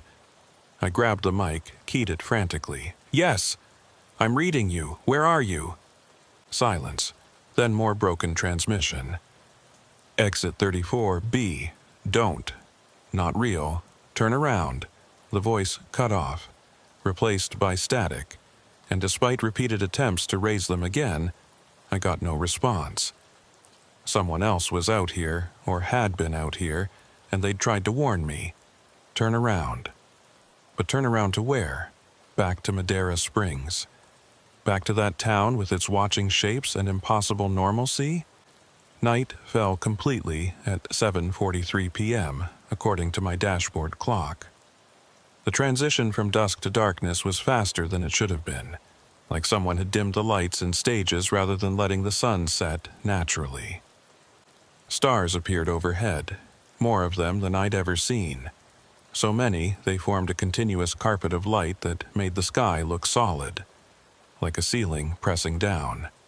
And there, on the northern horizon, I saw lights. Not stars, but artificial lights, a glow that could only mean civilization, a town or city, or at least human habitation. I steered toward those lights, leaving Highway 447 and driving out across the open desert. The terrain was rough, all sand and scrub and scattered rocks, and my rig bounced and swayed as I navigated the uneven ground. I should have stayed on the highway, should have kept to the paved surface, but the lights pulled me forward with magnetic insistence. They represented everything I needed: people, help, a way to understand what was happening. I drove for what felt like hours, but was probably only 20 or 30 minutes, closing the distance to those lights, getting near enough that I could make out individual points of illumination, could see they were arranged in a grid pattern that suggested streets and buildings. And then I crested a low rise, and I saw what the lights revealed. It was Madeira Springs. The exact same town, the exact same layout, the exact same buildings with their windows lit and their streets empty. Impossible, because I'd driven north, away from where the town should be, in completely the opposite direction. But there was no mistaking it. The same diner with its open 24 hours sign, the same hotel with its blinking vacancy indicator, the same post office with its moving flag. I'd driven in a straight line away from this place, and somehow I'd come right back to it. I stopped the truck at the edge of town, engine idling, and tried to process what I was seeing. The town existed in multiple locations. Or I'd driven in a circle without realizing it. Or space worked differently here, folding back on itself in ways that made normal navigation impossible. I thought about that voice on the CB, the warning to turn around, the insistence that none of this was real. Maybe they were right. Maybe exit 34B didn't exist. Highway 447 had never been built, and Madeira Springs was some kind of projection, a mirage made solid, a trap disguised as a refuge. I backed away from the town, turned the rig eastward again, and drove parallel to the main street without entering it. I could see into the buildings as I passed, could see the diner's interior with its booths and counter, the hardware store's aisles stocked with merchandise, the hotel's lobby with its furniture arranged for guests who would never arrive. And in several of the windows, I saw those shapes again. Dark figures standing motionless, watching me pass. More of them than before, maybe a dozen or more, positioned in different buildings but all oriented toward me, all tracking my movement with that same inhuman stillness. I accelerated, pushing the rig faster across the rough terrain, and the town began to fall behind. But the shapes moved, keeping pace with me, appearing in windows on the far side of town, matching my speed exactly. They weren't walking, weren't running, just relocating instantaneously from one position to another, and I understood with sudden clarity that they weren't separate entities. They were all part of the same thing, the same intelligence, the same presence that inhabited this place. Madeira Springs wasn't a town. It was an organism, a single living system that used the appearance of human civilization to attract and trap travelers who were unlucky or stupid enough to take exit 34B. I drove through the night, staying well clear of the town's borders, trying to find some way out of this pocket of wrong space. The stars overhead remained impossibly bright, casting enough light to navigate by, and gradually I started to recognize landmarks. Not from this particular stretch of desert, but from other places I'd been, other routes I'd driven. That rock formation looked like something from Arizona. That dry wash matched one I'd crossed in Nevada. That pattern of vegetation was pure Colorado Plateau. It was like the desert around me was made of pieces from different locations, stitched together without regard for geographical logic. At some point during the night, probably around 3 a.m. based on my dashboard clock, I found myself back on Highway 447. I hadn't been looking for it, hadn't seen it approach. But suddenly my tires were on pavement instead of sand, and the mile markers were flashing past in my headlights. Mile 8, Mile 9, Mile 10. I was heading east again, back toward that point where the road ended, and I couldn't seem to make myself turn around. The highway pulled me forward like a current, like I was being carried toward some destination I couldn't avoid. Madera Springs appeared ahead at mile marker 3, its lights still burning bright in the darkness.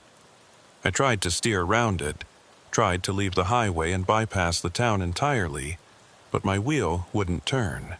It was locked in position, refusing to respond to my input, and my rig continued straight down the main street whether I wanted it to or not. The buildings passed on either side, their lit windows showing those dark shapes standing in formation. Dozens of them now, maybe hundreds, filling every visible space. And they were all facing the street, all watching me pass, all waiting for something I couldn't predict. The diner's door stood open as I passed it. Not just unlocked, but wide open, and I could see inside clearly. The interior looked different than it had during the day. The booths were occupied now, filled with more of those dark shapes sitting in postures that suggested human customers but were somehow off, somehow wrong. They sat too straight, held themselves too still, and where their faces should have been, there was only shadow, deeper than the ambient darkness, absolute and impenetrable. One of them turned as I passed, tracking me with that faceless attention, and I saw it raise something to where its mouth should be. A coffee cup, lifting smoothly, tilting back, draining contents I couldn't see and probably didn't want to see. My truck continued through town without my input, passing the hotel and the hardware store and the post office, and I sat behind the wheel with my hands locked in a death grip and my breath coming in short gasps. The steering wheel moved on its own, making minute corrections to keep the rig centered on the street, and the accelerator held steady despite my foot lifting off completely. Something else was driving now. Something else was in control. And all I could do was watch as those buildings slid past, as those shapes watched from every window, as Highway 447 carried me east toward its ending. The town's edge appeared ahead, concrete transitioning to asphalt, and my rig picked up speed as we left the buildings behind. Mile marker 4, mile 5, mile 6, the numbers counting up with mechanical precision. The dark shapes were gone now, or at least invisible, and I was alone on the highway with nothing but stars overhead and desert on either side. My steering wheel responded to my touch again, the accelerator followed my foot, and control returned gradually, like thawing after being frozen. But I wasn't free. I understood that with terrible certainty. I was just being given enough rope, enough agency, to make my next choice feel like it was mine. The highway stretched ahead, and somewhere out there that junction with I-25 was waiting. Or wasn't, or existed in some state between real and unreal that I'd spent my whole career learning to navigate without ever acknowledging its existence. The margins of maps, the spaces between mile markers, the roads that drivers know about but don't discuss because discussing them gives them power, makes them more solid, more able to reach out and pull others in. I kept driving east because east was all there was, And ahead, just barely visible in my headlights, mile marker 23 was approaching. The point where this had all started. The point where maybe I'd find some way back to the world I knew, or where I'd learn that I'd been wrong about which world was real and which was the mirage. Either way, I was about to find out. Mile marker 23 came and went without incident. No junction appeared, no connection to exit 34B, no way back to I-25. Just more highway stretching ahead into darkness, and I'd stopped being surprised. The road wanted me to keep driving, so I kept driving. What else could I do? I had 3/4 of a tank of diesel, enough to run for another 6 or 7 hours. And after that, I'd be stranded out here with no fuel and no options. But that was a problem for future me to worry about. Present me just needed to focus on the road, on keeping the rig moving forward, on watching for whatever came next. What came next was dawn, or something like it. The eastern horizon began to lighten around what my clock claimed was 5:30 a.m., though I'd lost faith in any device's ability to track time accurately. The stars faded gradually, the sky transitioning from black to deep blue to a pale gray that suggested morning without quite achieving it. The desert around me became visible in stages, revealing landscape that looked almost normal, except for small details that were wrong. The saguaro cacti were too tall and stood in formations too regular to be natural. The mesas in the distance had angles too sharp, edges too geometric. And the road itself, Highway 447, was too straight, running without curves or deviation across terrain that should have forced some adjustment to its course. At what the GPS claimed was mile 47, I saw something ahead that made me slow down. It was a vehicle, parked on the shoulder with its emergency flashers blinking. As I got closer, I recognized it as a semi, an older freightliner with a standard box trailer, and I felt a surge of hope so intense it was painful. Another driver, another person, someone who might know the way out of here, or at least someone to share this experience with, to confirm that I wasn't going insane. I pulled up behind the freightliner, set my parking brake, and climbed out. The morning air was cool and still, carrying that same artificial smell I'd noticed in Madera Springs, clean and neutral and wrong. I approached the other truck cautiously, looking for signs of the driver. The cab was empty, door closed but not locked, and through the window I could see personal items arranged on the dashboard and passenger seat. A coffee thermos, a logbook, a road atlas similar to mine. Someone had been here recently, had been driving this rig, but where were they now? I walked around to the trailer, checking the cargo doors. They were closed and sealed, the lock intact, showing no signs of forced entry or damage.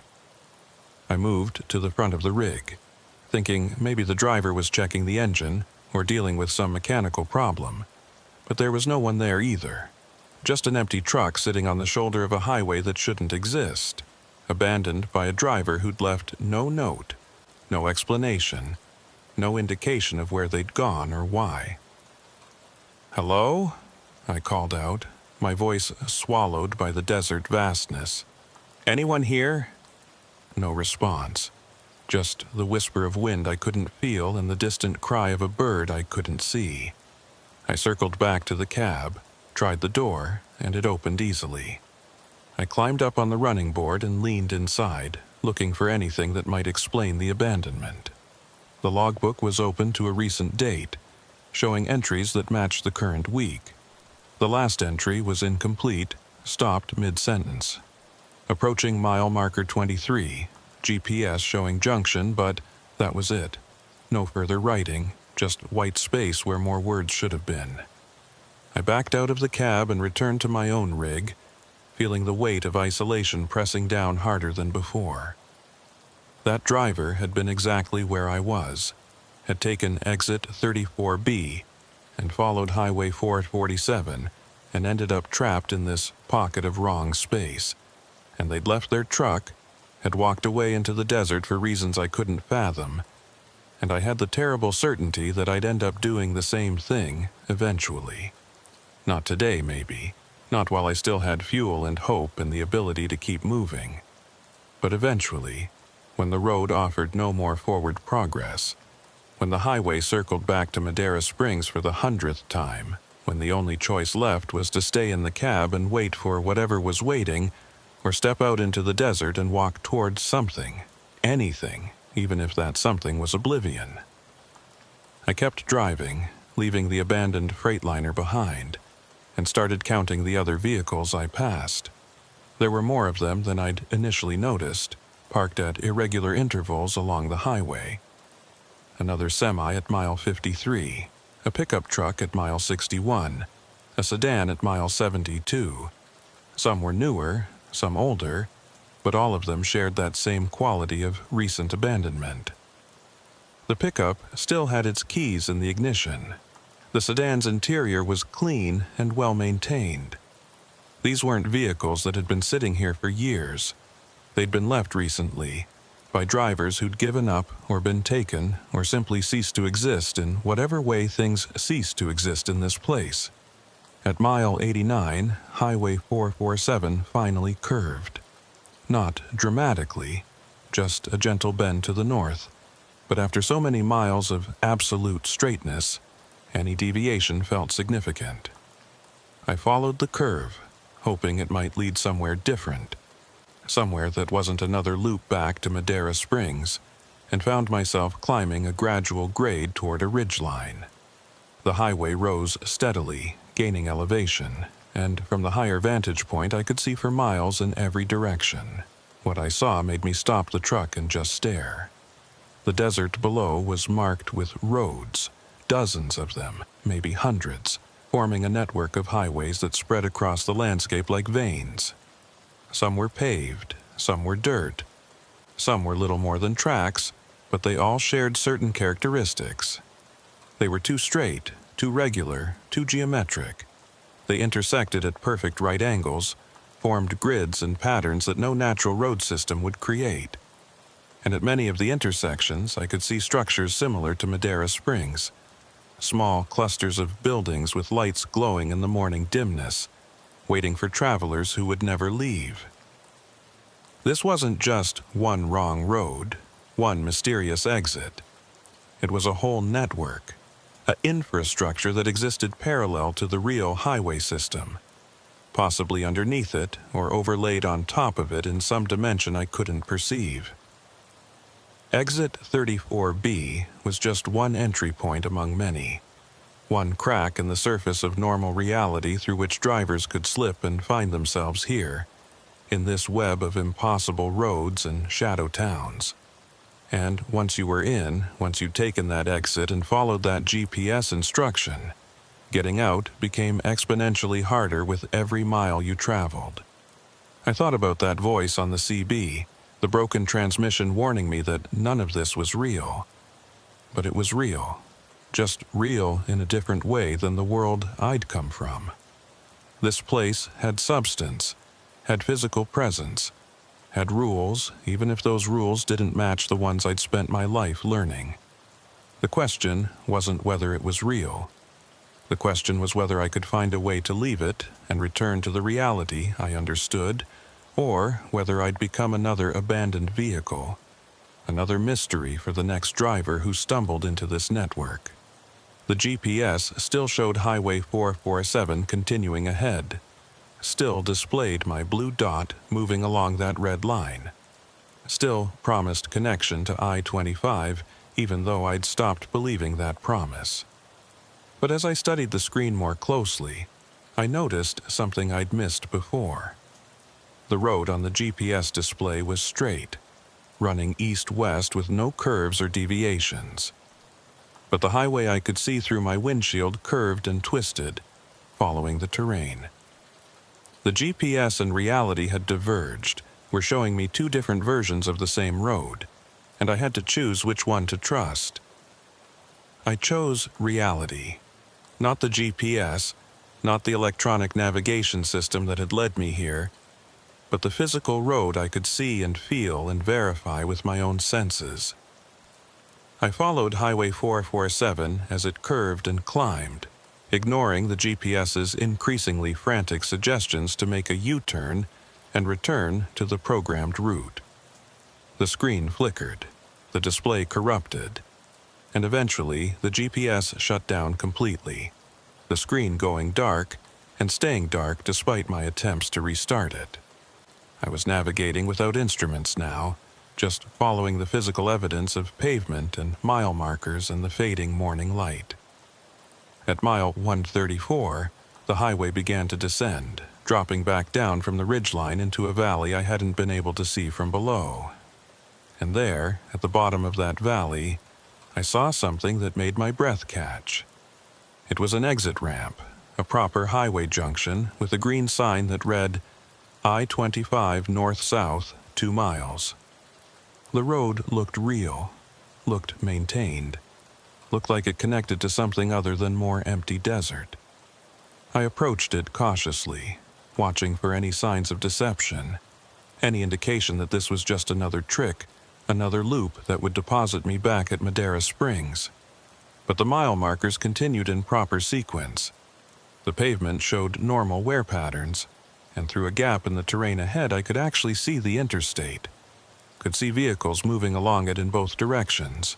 Could see the normal flow of traffic that represented civilization and safety, and the world I knew. I took the exit doing 50, my hands shaking on the wheel, afraid that the junction would disappear before I reached it, or transform into something else or reveal itself as a mirage. But it stayed solid, stayed real, and the ramp curved smoothly down to meet I-25 at a proper merge point. I signaled, checked my mirrors out of habit, and guided my rig onto the interstate heading south toward Las Cruces. Normal traffic surrounded me immediately, cars and other semis moving at highway speeds, nobody paying any attention to me or showing any reaction to my arrival. It was like I'd never left, like the past 12 hours hadn't happened, like Exit 34B and Highway 447 and Madera Springs had all been some extended hallucination. But they hadn't been. I knew that with absolute certainty. I'd been somewhere else, somewhere wrong, and I'd managed to find my way back. The GPS remained dark, refusing to reboot, and when I later checked it at a truck stop, a technician told me the unit's entire memory had been corrupted, wiped clean of all data including its base maps and operating system. My logbook showed impossible entries, hours that didn't add up, locations that didn't exist, and my trailer still contained the load I'd picked up in Albuquerque, untouched, exactly as it had been when I'd taken Exit 34B. I continued to Las Cruces, made my delivery on time despite the delay, and filed my paperwork without mentioning anything unusual. What would I say? That I'd spent half a day on a highway that didn't exist, driving through a town nobody had heard of, trying to escape a network of roads that couldn't be real. They'd have ordered a drug test at minimum, possibly a psych evaluation, and my career would have been over. So I kept quiet, accepted my next load assignment, and tried to forget what had happened. But I couldn't forget. And 3 weeks later, when I was checking my paper atlas to plan a route through New Mexico, I saw something that made my hands go cold. There, on the page, showing the area between Albuquerque and Las Cruces, someone had drawn a road in pencil. It was faint, barely visible, but definitely there. A line branching off from Exit 34, running east through empty desert, passing through a small dot labeled M Springs, before curving north and eventually reconnecting to I-25. The road was marked NM 447. And in the margin, in handwriting I didn't recognize but knew was somehow mine, were 3 words: never go back. I didn't remember writing that, didn't remember marking up my atlas, but the warning was clear, and I followed it. I don't drive that section of I-25 anymore, request different routes when Albuquerque to Las Cruces loads come up, and I've advised other drivers to skip exit 34 entirely, told them the ramp is in poor condition and not worth the trouble.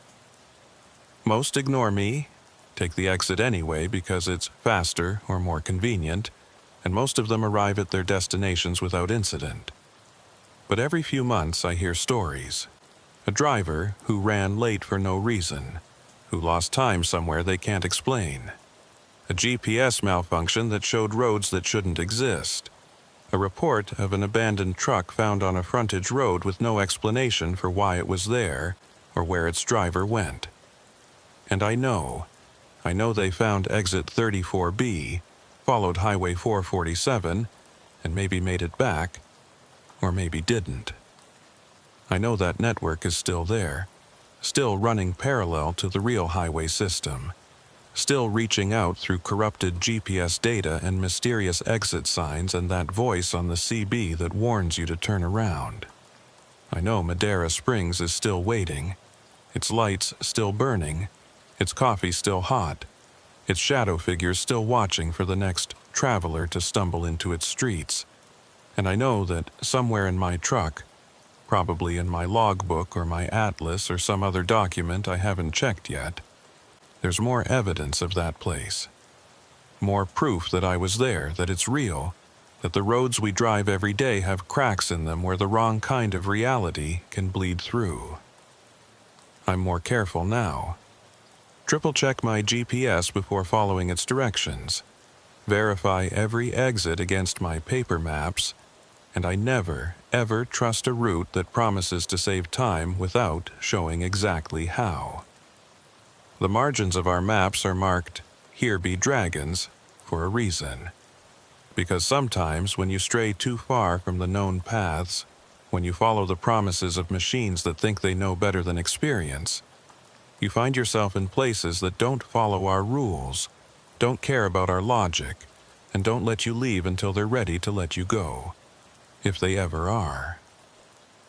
I still drive these roads, still haul freight across the Southwest, still pass exit 34 sometimes when my route requires it, and every time I look at that green exit sign, look for any indication of a B designation, any suggestion that the split I found that afternoon still exists.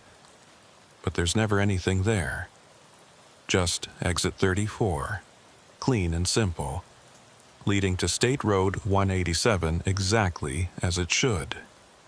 The GPS units in other trucks show the same thing, confirm that Highway 447 doesn't exist, has never existed, is nothing more than a driver's imagination, or a mapping error, or a story told to pass the time on long hauls. But I know better. And somewhere out there in the desert east of that exit, Madera Springs is waiting. Its lights are on, its coffee is hot, and it remembers me. It always will.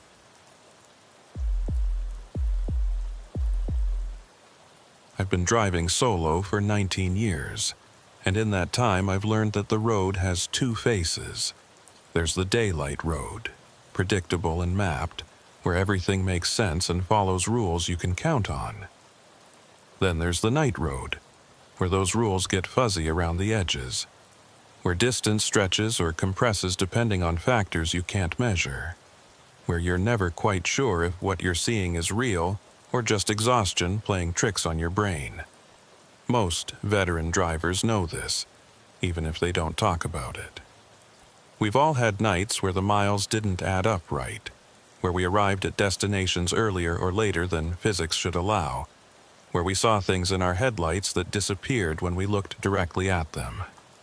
My name is Travis Merrick, and I run heavy machinery across the northern tier states, mostly Montana, Wyoming, and the Dakotas. It's hard country, beautiful during the day, but unforgiving at night, especially in winter when the wind comes screaming down from Canada and the temperature drops so fast you can watch it fall on your dashboard gauge. Highway 19 is one of my regular routes, a two-lane state highway that cuts through the absolute middle of nowhere, connecting small towns that exist mainly as dots on maps and brief clusters of lights in the darkness. It's the kind of road where you might not see another vehicle for an hour, where cell service is a fantasy and CB radio is your only link to the outside world. It was early February, one of those brutally cold nights where the air feels solid, where your breath freezes before it leaves your mouth and the stars overhead look like ice chips scattered across black velvet. I'd picked up a load of drilling equipment in Billings, headed for a site near the North Dakota border, and the forecast was calling for clear conditions all night. No snow, no wind, just that deep, crystalline cold that makes everything sharp and brittle. Perfect driving weather, if you dressed for it and kept your diesel flowing. I left Billings around 9 p.m., which put me on Highway 19 just before midnight. The road was empty, as expected. Just 2 lanes of asphalt cutting through rangeland that stretched to the horizon in every direction. The landscape was flat here, almost perfectly level, broken only by the occasional fence line or windbreak of cottonwoods planted generations ago. My headlights reached out into that flatness, creating a cone of visibility that moved with me. And beyond that cone, there was only darkness and cold. The CB had been quiet most of the night, just the occasional burst of static or fragment of conversation from drivers too far away to hear clearly. I kept it on Channel 19 with the squelch set high, filtering out most of the noise, and I'd check in every hour or so just to confirm the channel was still working. "This is northbound on 19. Anyone out there listening?" Most times I got no response, which was fine. The silence was its own kind of company, familiar and comfortable. And I'd learned years ago that being alone didn't mean being lonely. At 2:47 a.m., I crested a low rise and saw lights ahead. Not town lights, not the stationary glow of buildings or street lamps, but moving lights. Vehicle lights. A whole string of them, maybe 6 or 7 trucks traveling in formation, their running lights creating a constellation against the darkness. I felt a small surge of relief at the sight, that primitive human response to seeing other people after hours of isolation. Company, fellow travelers, proof that I wasn't the only one crazy enough to be out here in these temperatures. I closed the distance gradually, my rig running at a steady 70, while the convoy ahead maintained maybe 65. As I got closer, I could make out more details. They were all semis, various makes and models, and they were running tight formation, maybe 100 feet between each rig. Professional spacing, the kind of interval that suggested these drivers knew each other, had driven together before, were comfortable maintaining that proximity even at highway speeds in the dark. The CB crackled as I approached, and a voice came through clear and strong. "Got a driver coming up behind us. You reading this northbound?" I grabbed the mic, keyed it, felt that familiar comfort of human contact. "Roger that. This is northbound in the Freightliner. Got you in sight. Looks like you folks are running a convoy." A different voice responded, deeper, with a slight accent I couldn't quite place. "That we are, driver. You're welcome to join up if you're headed the same direction. Safety in numbers out here." I thought about it for maybe 10 seconds before responding.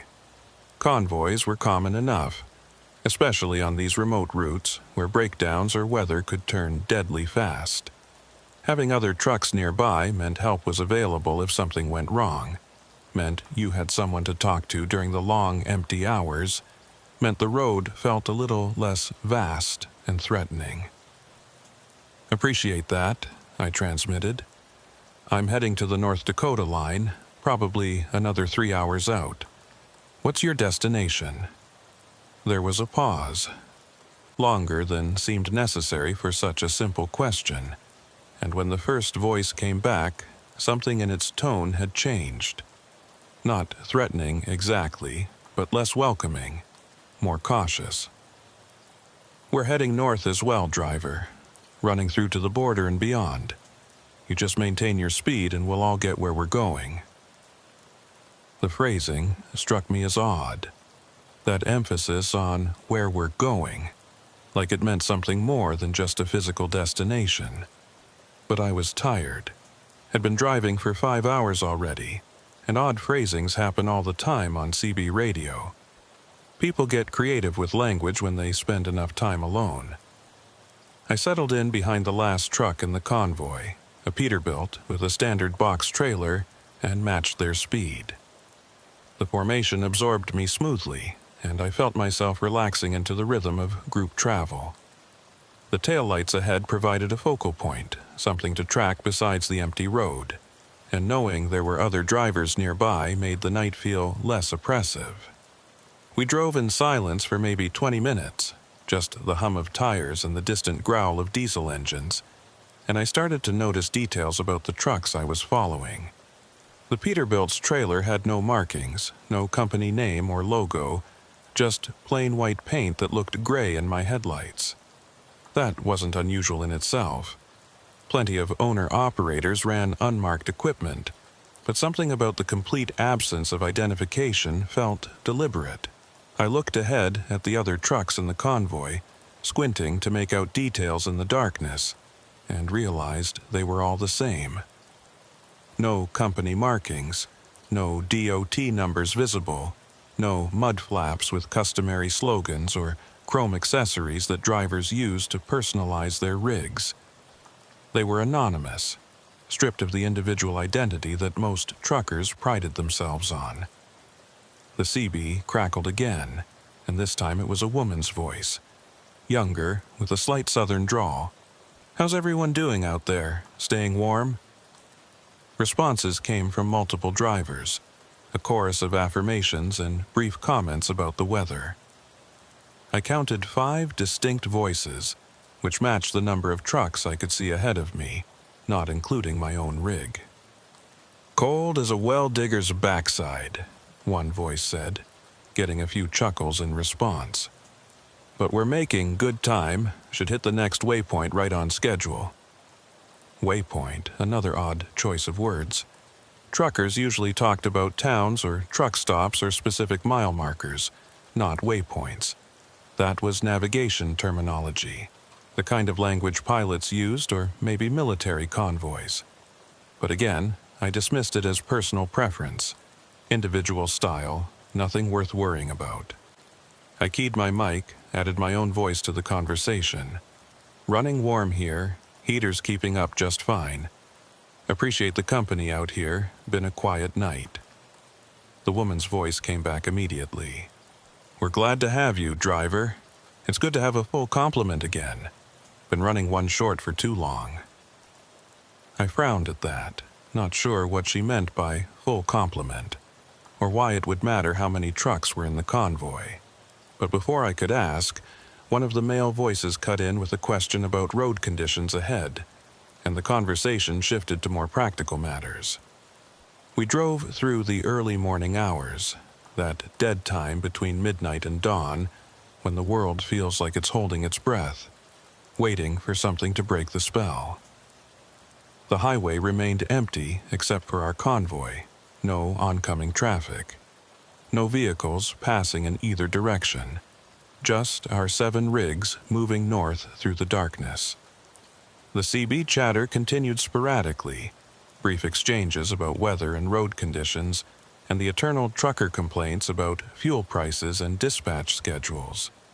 Normal conversation, familiar rhythms, nothing that raised any immediate concerns. But gradually I started to notice things that didn't quite add up.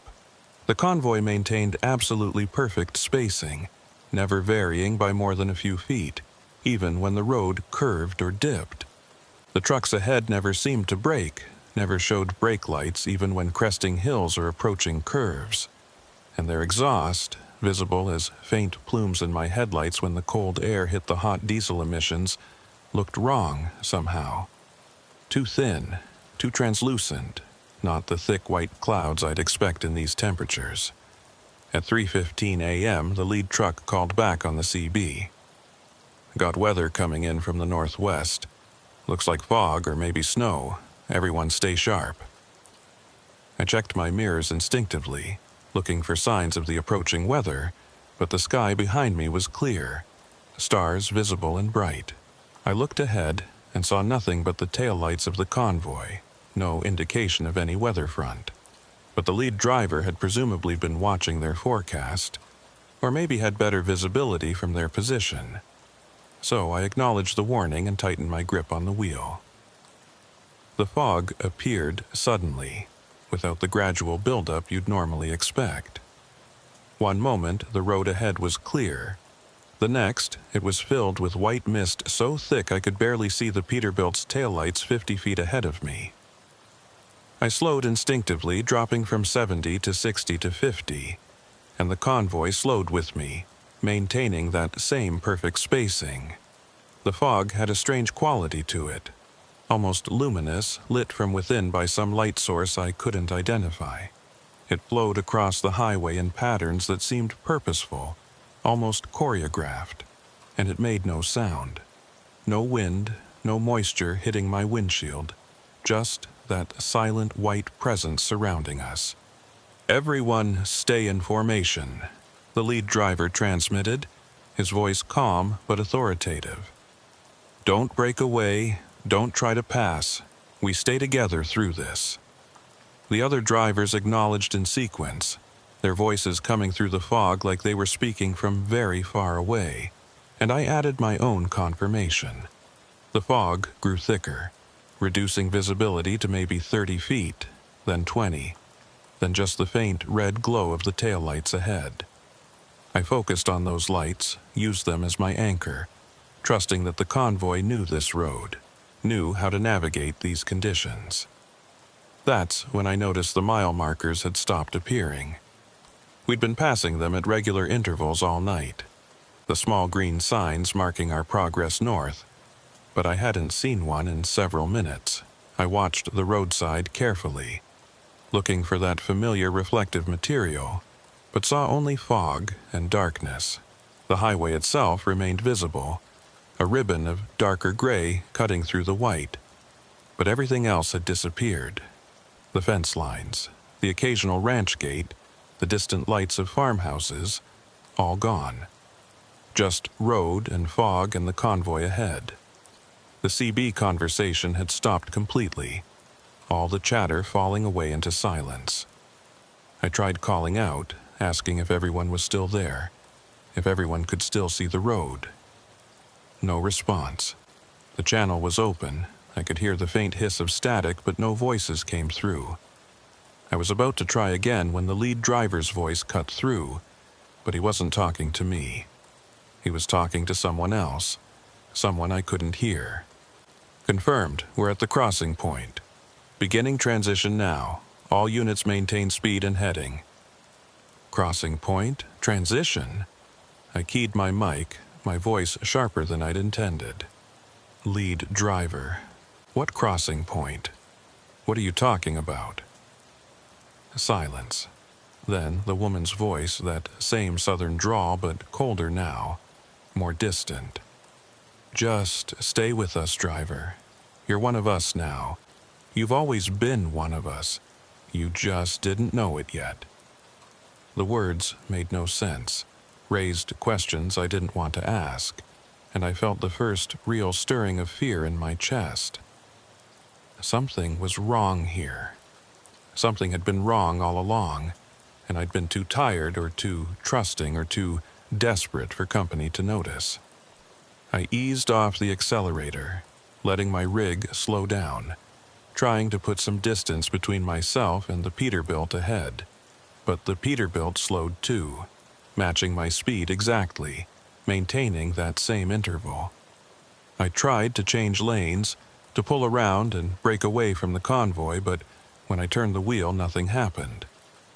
The rig continued straight, following the road, following the convoy, and my steering input made no difference. It was like driving on ice, but the road surface was dry and my tires should have had full traction. The fog began to pulse then, expanding and contracting in rhythm with something I couldn't hear but could feel in my chest. A deep, subsonic vibration that made my ribs ache. The convoy's taillights flickered in sync with those pulses, and through the fog I started to see shapes, suggestions of structures or objects that appeared and disappeared before I could focus on them. They looked almost like signs, Huge overhead structures that shouldn't exist on a two-lane highway, covered with text I couldn't read and languages I didn't recognize. "Let me out," I transmitted, not caring how it sounded, not caring about protocol or radio etiquette. "I'm breaking off, heading back south. This isn't right." The lead driver's response came immediately, and this time there was something almost like sympathy in his voice. "Can't do that, driver. You took the invitation, you joined the convoy. We're all going to the same place now. Whether we knew we were headed there or not, just relax. It's easier if you don't fight it." I tried the brakes, stood on them as hard as I could, felt the cab pitch forward as the air system engaged, heard the hiss of releasing pressure. But the rig didn't slow down. The speedometer held steady at 50, and the convoy maintained its formation, and the fog continued to pulse around us like we were traveling through the breathing throat of something vast and alive.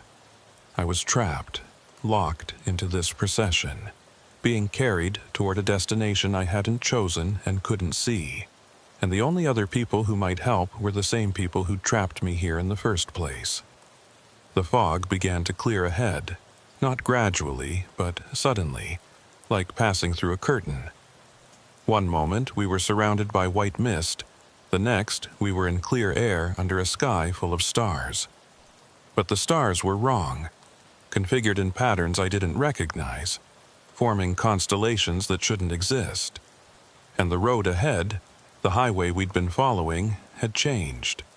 It was wider now, 4 lanes instead of 2, and the pavement looked different, darker, almost black, with markings in colors I'd never seen on any highway.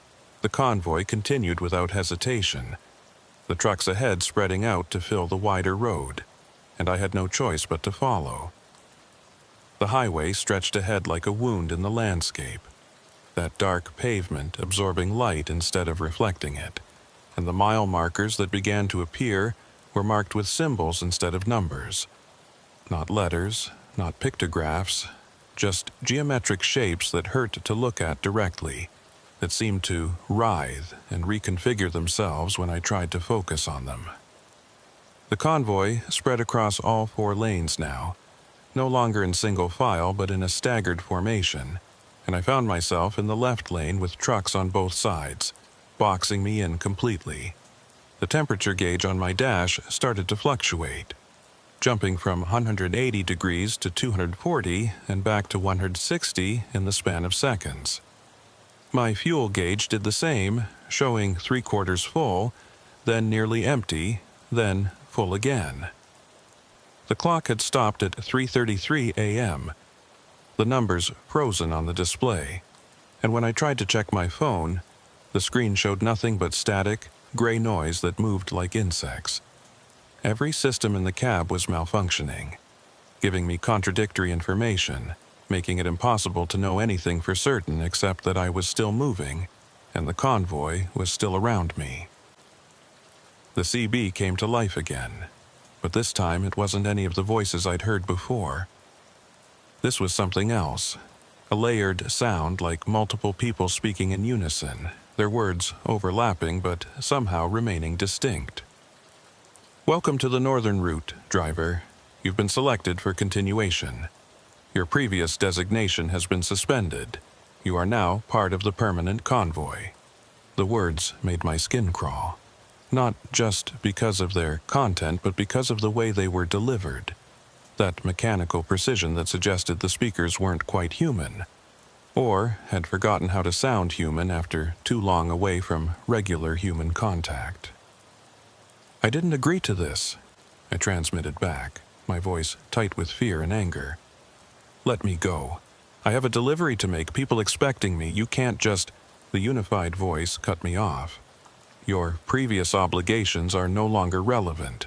The delivery you speak of will never arrive. The people expecting you will gradually forget you were coming.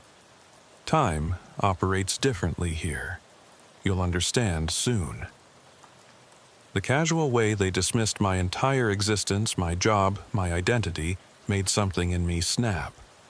I started yanking on the steering wheel, trying to force the rig to respond, trying to break free of whatever was controlling it. Nothing changed. The rig continued on its course, tracking that dark highway with mechanical precision, and my efforts to control it had no effect whatsoever. I was a passenger in my own truck, watching helplessly as I was carried deeper into wherever this road led. The other trucks in the convoy maintained their positions around me, creating a shell of metal in motion that I couldn't penetrate, couldn't escape. Through their windows, I could see the silhouettes of drivers, or things that looked like drivers, sitting perfectly still behind their wheels, not moving, not adjusting their positions, just maintaining that same rigid posture hour after hour. The landscape outside had changed completely. We weren't in Montana anymore, or anywhere I recognized. The terrain was too flat, stretching to the horizon without variation, and the color was wrong. Not quite gray, not quite brown, but some shade in between that made my eyes water when I tried to focus on it. There were structures scattered across this landscape, buildings or towers or something else, all of them the same vague shape, all of them equidistant from the highway, arranged in patterns too regular to be natural. They looked like they were made of the same material as the road, that light-absorbing darkness, and they cast shadows that fell in multiple directions simultaneously, suggesting multiple light sources or physics that didn't match Earth's. I tried the door handle, thinking maybe I could climb out while the rig was moving, could throw myself from the cab and take my chances with the fall rather than continue on this journey. But the door wouldn't open. Not locked, just sealed, like the handle was welded in place or the door had merged with the frame. The windows wouldn't open either, and when I looked closely at the glass, I realized it wasn't glass anymore. It was something else, something crystalline, and it distorted the view outside in subtle ways, making distances impossible to judge and shapes hard to define. The woman's voice came through the CB again, that southern drawl more pronounced now, almost exaggerated. "I know what you're thinking, sugar. Thinking maybe you can jump ship, make a break for it. But there's nowhere to go out there. That landscape you're seeing, it's not real. It's interface territory, the space between where you were and where you're going. You step out into that, you'll just keep falling forever, or stop existing, or both. Better to stay in the cab. At least in here, you're still something." "What are you?" I asked, abandoning any pretense of normal conversation. "What is this convoy? Where are we going?" A different voice answered, one of the male voices from earlier, but with that same unified quality, like he was speaking for all of them simultaneously. "We're drivers, same as you. Or we used to be. We took this route long enough that it stopped being temporary and became permanent. Now we run it continuously, picking up new additions when the road decides it needs them. As for where we're going, that's complicated. The road loops, you see. It goes north forever, but it also comes back around, intersects with itself at certain points. We're heading toward one of those intersection points now." The trucks ahead started to slow down, their speed dropping from 50 to 40 to 30, and the convoy tightened formation, the intervals between rigs shrinking until we were almost bumper to bumper. I could see the driver in the Peterbilt ahead more clearly now, and what I saw made my stomach clench. It was a person, or had been once, but their skin had the same dark quality as the pavement, like they were slowly becoming part of the road itself. Their hands on the wheel were too thin, the bones visible through translucent flesh, and their neck bent at an angle that should have been impossible. "How long?" I asked, my voice barely above a whisper. "How long have you been out here?" The woman laughed, but it was a sad sound, empty of real humor. Long enough that time stopped meaning anything. Could be years, could be decades. Hard to say when there's no day or night, no seasons, no reference points. We measure time in routes now, and the number of loops we complete. I'm at 342. Some of the others are in the thousands. The lead driver, the one who invited you in, he's been here so long he's forgotten his name. Forgotten everything except the route. I felt something break inside me then. Some fundamental belief in the solidity of reality, the permanence of self. If what she was saying was true, if drivers could get trapped on this road for decades or centuries, gradually losing their humanity until they became living parts of the highway infrastructure, then I was already dead. My old life was over, and what remained was just the slow dissolution of identity, the gradual transformation into something that existed only to drive, to maintain this convoy, to perpetuate the road. But I wasn't ready to accept that. Not yet. I started going through everything in the cab, looking for anything that might help, any tool or resource I'd forgotten about. My phone was useless, just static and noise. My logbook showed entries that made no sense. Dates from years ago mixed with dates from the future. Locations that didn't exist. My atlas, that old paper backup I'd relied on for so long, showed only blank pages the maps faded or erased or never printed in the first place. But in the glove box, buried under old receipts and repair records, I found something I'd forgotten about. A GPS unit, an old one I'd stopped using years ago when I'd upgraded to the newer model mounted on my dash. I pulled it out, checked the battery. Dead. But it had a power cable, and I plugged it into the cigarette lighter, held my breath while it booted up. The screen flickered, showed the manufacturer's logo, and then displayed a map. For a moment, I felt hope surge in my chest. But then I looked at what the map was showing, and that hope died. The GPS showed my position as a blue dot on a black background, with no roads, no landmarks, no indication of where I was. Just that dot, moving slowly north through emptiness. And in the corner of the screen, where it should have shown my speed and direction, there was just a single word: transitioning. The convoy came to a complete stop then, all 7 trucks halting simultaneously without any brake lights showing, without any warning. We were parked on the dark highway in perfect formation, engines idling but nobody moving, and through my windows I could see something ahead that made my breath catch. It was a structure, or something like a structure, rising from the road surface like it had grown there organically. It looked almost like a toll booth, but impossibly tall and wide, spanning all 4 lanes and extending upward until it disappeared into the darkness overhead. And it was covered with those same geometric symbols I'd seen on the mile markers, thousands of them, all glowing with a faint blue light that pulsed in that same rhythm I'd felt earlier. "Checkpoint," the lead driver transmitted. "Everyone stay in your cabs. The scan takes a few minutes, but it's necessary. They need to verify we're all still viable, still capable of continuing the route. Stay calm, and it'll be over quick." The way he said viable made my skin crawl.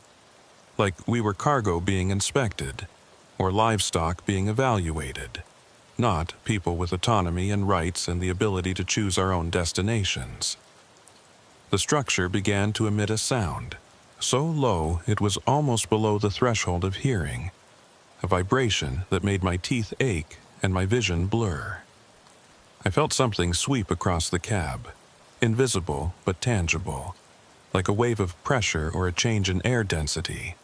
It passed through me, through the metal and glass of the truck, and I had the distinct sensation of being read, being analyzed, having my fundamental properties cataloged by whatever intelligence operated this checkpoint. The GPS screen went crazy, cycling through different displays so fast I couldn't track them, showing maps of places I'd never been, coordinates that included numbers I didn't recognize, altitudes that were either impossibly high or impossibly low, or possibly both. Then it stopped. The scanning beam, or whatever it was, passed, moving on to the truck behind me, and the structure's symbols dimmed slightly. The lead driver's voice came through the CB, and there was something like relief in his tone. "All clear. We're approved for continuation. Everyone prepare to resume. Next stop is the depot, about 2 hours out at current speed. We'll offload there, take on new cargo, and start the next loop." 2 hours. 2 more hours trapped in this convoy, traveling deeper into whatever this place was, getting further from any hope of return. I couldn't do it. Couldn't accept it. Wouldn't sit here passively and let myself be transformed into one of those hollow drivers who measured time in loops and forgot their own names. I looked at my door handle, at that sealed exit, and made a decision. If I couldn't open the door normally, I'd break the window. I grabbed my tire iron from behind the seat, raised it to strike the crystalline glass, and that's when the woman's voice stopped me. "Don't," she said. And this time there was genuine urgency in her tone. "Please don't. You break that window. The pressure differential will kill you before you can jump. The atmosphere out there isn't the same as in your cab. We're not in baseline reality anymore. We're in a adjacent space and the physics don't translate. You'd dissolve before you hit the ground. Just come apart at the molecular level. I've seen it happen before. Please, just stay inside." I lowered the tire iron, my hands shaking, and stared out at that alien landscape. "Then what?" I said to the CB, not caring if anyone else heard. "I just accept this? Become like you? Like all of you? Drive this route until I forget who I was?" The woman was quiet for a moment, and when she spoke again, her voice was softer, almost kind. "No. There might be another way. The depot we're heading to, it's a junction point. The route intersects with baseline reality there, just for a few minutes while we're loading and unloading. If you're fast, if you're lucky, you might be able to slip through before the intersection closes, but you have to wait. You have to make it to the depot first." "And if I don't make it through?" I asked. "If the intersection closes before I can escape?" She didn't answer immediately, and that silence told me everything I needed to know. If I missed that window, if I didn't make it through before the junction point closed, I'd be trapped here permanently. No more chances, no more options. Just the route, the convoy, the endless loops through impossible space. I had one shot, and I couldn't afford to miss it. The convoy started moving again, engines revving in perfect synchronization, and we pulled away from the checkpoint structure. I watched it recede in my mirrors, those glowing symbols fading into the distance, and tried to prepare myself for what came next. 2 hours, 120 minutes to stay alert, stay focused, stay ready for whatever opportunity might present itself at the depot. I checked the old GPS unit, but it had gone dark again, the screen blank despite still being plugged in. I tried to remember everything I knew about pressure differentials and atmospheric composition, about molecular structures and baseline reality, trying to understand what the woman had meant, what dangers I'd face if I tried to escape at the wrong moment. The dark highway continued ahead, and the convoy maintained its formation, and I drove north through emptiness with only the promise of a maybe escape to hold on to. Behind me, in my mirrors, I could see the checkpoint structure still glowing, much farther away than it should have been given how recently we'd left it. And beyond that structure in the far distance, I thought I saw more lights, more checkpoints, or other convoys, or things I couldn't name and didn't want to understand. This road was bigger than I'd imagined, more populated. A whole network of impossible routes carrying freight and drivers through spaces that shouldn't exist. And somewhere ahead, according to the woman's warning, was a depot, a loading facility that existed in both this impossible space and baseline reality simultaneously. a junction point where the route touched the normal world for just a few minutes before pulling away again. That was my chance. My only chance. And I had 2 hours to prepare for it, to figure out how to recognize the moment when it came, how to move fast enough to escape before the opportunity closed. 2 hours to hold on to hope and sanity and the belief that escape was possible. 2 hours to stay myself, to avoid becoming like the hollow drivers around me who'd long ago given up any thought of return. The convoy drove on, and I drove with it, and ahead, somewhere in the darkness, a depot was waiting. A door back to the world. And I'd either make it through or I wouldn't, but at least I'd try. At least I'd fight until the last possible moment, because I was still Travis Merrick, still a person with a name and a history and a life waiting for me, and I wouldn't let this road take that away without a fight. The landscape began to change as we approached what the woman had called the depot. The flat, colorless expanse gave way to structures, industrial buildings or warehouse complexes that lined both sides of the highway. They looked almost normal from a distance, like the kind of freight facilities you'd see near any major interstate. But as we got closer, I could see the wrongness in them. They were too symmetrical, too perfect, with walls that seemed to be made from the same material as the highway, that same light-absorbing darkness. And they had no doors, or rather their doors were just darker patches in already dark walls, openings that led to interiors I couldn't see into and didn't want to explore. The convoy slowed to 30, then 20, navigating through what appeared to be an access road system, multiple lanes branching off from the main highway like capillaries from an artery. I could see other vehicles now, not just semis but other trucks too, smaller box trucks and vans and things that didn't quite match any vehicle I'd seen before, all moving in the same orderly patterns, all following invisible traffic rules. And there were people, or shapes that looked like people, standing near some of the buildings, watching the convoy pass. They didn't wave or acknowledge us, just stood there with that same rigid stillness I'd seen in the other drivers, and I couldn't tell if they were waiting for something or had been standing there forever. "Approaching Depot 12, the lead driver transmitted. "All units prepare for standard offload procedure. New driver, you stay with the Peterbilt in front of you, don't break formation until we're in the loading area. Understood?" I keyed my mic to acknowledge, my hands sweating despite the cold, my heart hammering in my chest. This was it. The junction point was coming, and I needed to be ready to move the instant I saw an opening. But I had no idea what I was looking for, no way to identify the moment when the depot touched baseline reality. The woman's voice came through on what must have been a private channel, lower, meant just for me. "Listen carefully, sugar. When we pull into the loading area, you're going to see 2 sets of structures. One set will look like these buildings around us, dark and wrong. The other set will look normal, like regular warehouses with concrete walls and overhead doors.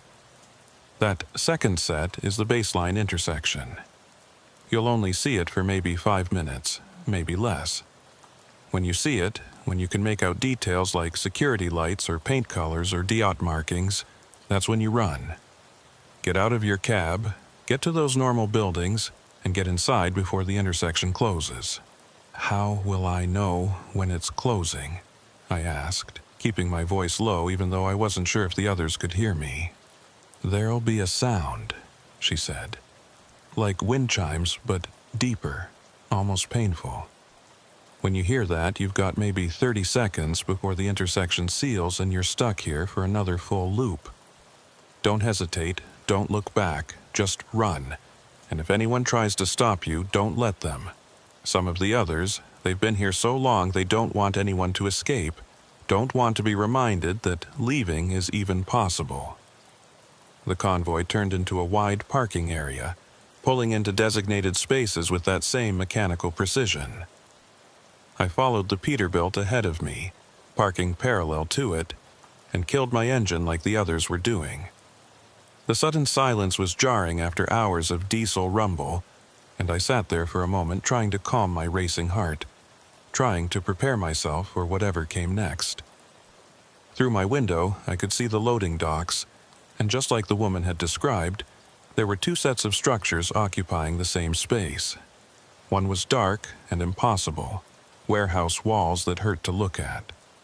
The other was faint, translucent, like a double-exposed photograph, but definitely normal, definitely real. I watched that double image, waiting for the baseline structures to solidify, to become clear enough that I could make out details. Seconds crawled by like hours. The other drivers were climbing out of their cabs now, moving toward the loading docks in a line, and I could see them more clearly now that we were stationary. They looked human from a distance, but up close, the wrongness was obvious.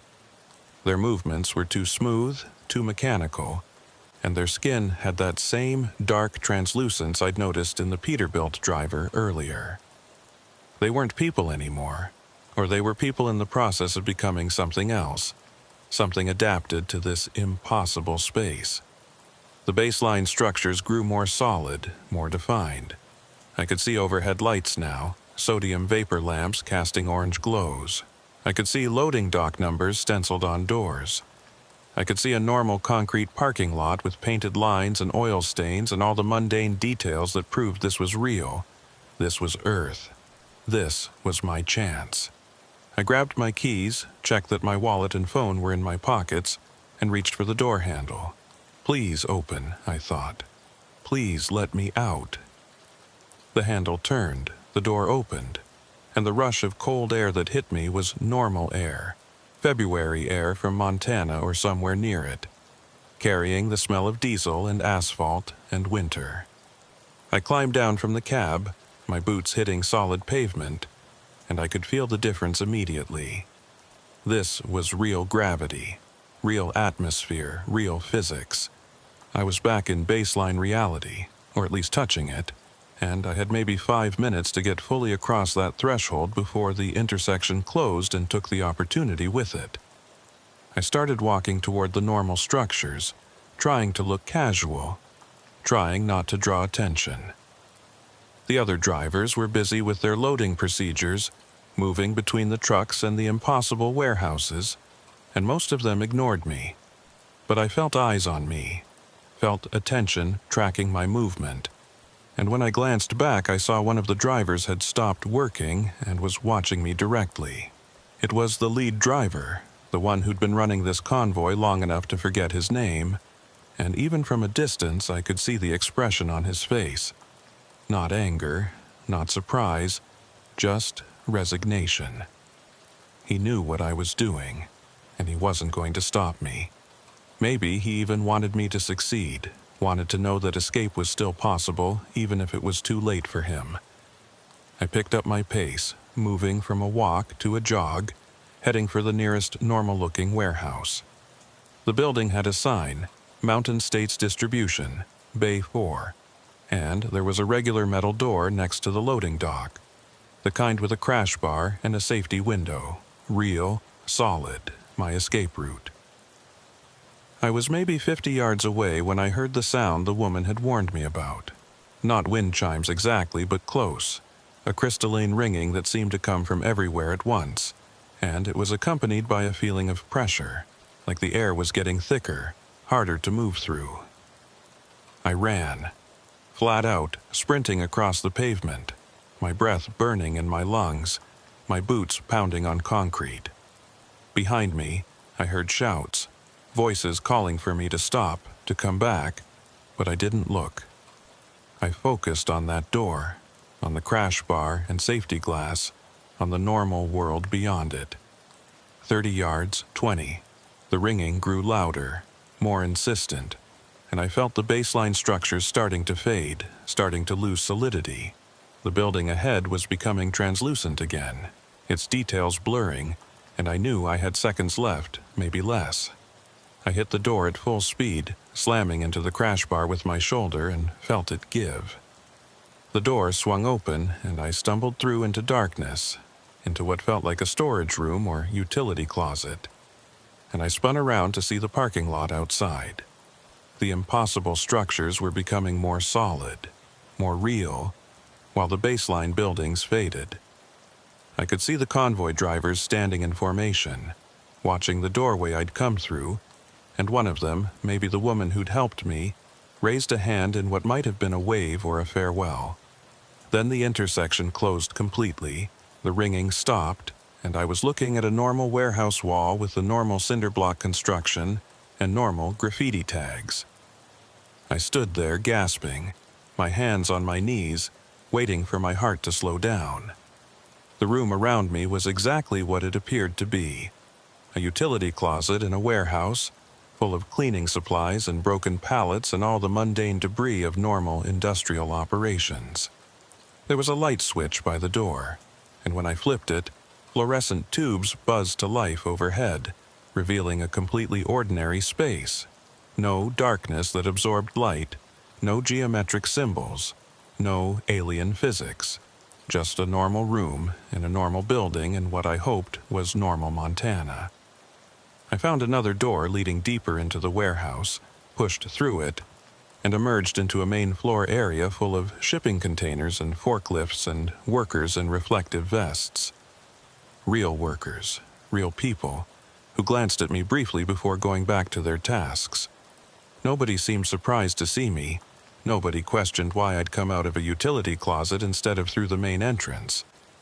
I was just another person in a busy warehouse, unremarkable and uninteresting, and that anonymity felt like the greatest blessing I'd ever received. I made my way to the front office, found a receptionist who directed me to a phone I could use.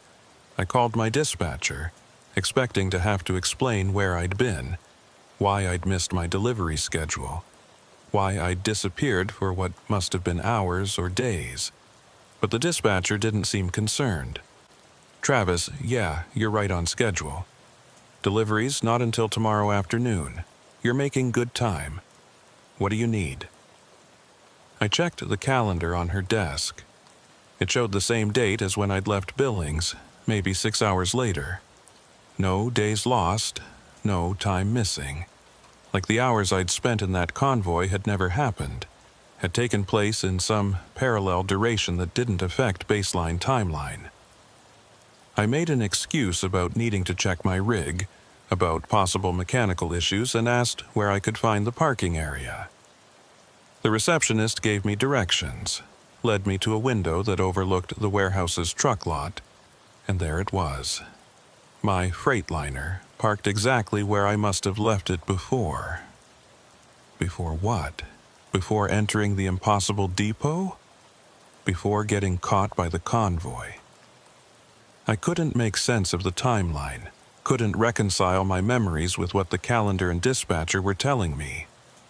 But my truck was there, solid and real, and when I went out to inspect it, everything was normal. The load was secure, the engine was cold like it had been parked for a while, and my logbook showed the last entry from Billings with nothing unusual noted. I climbed into the cab, sat in the driver's seat, and tried to process what had happened. Had it been real?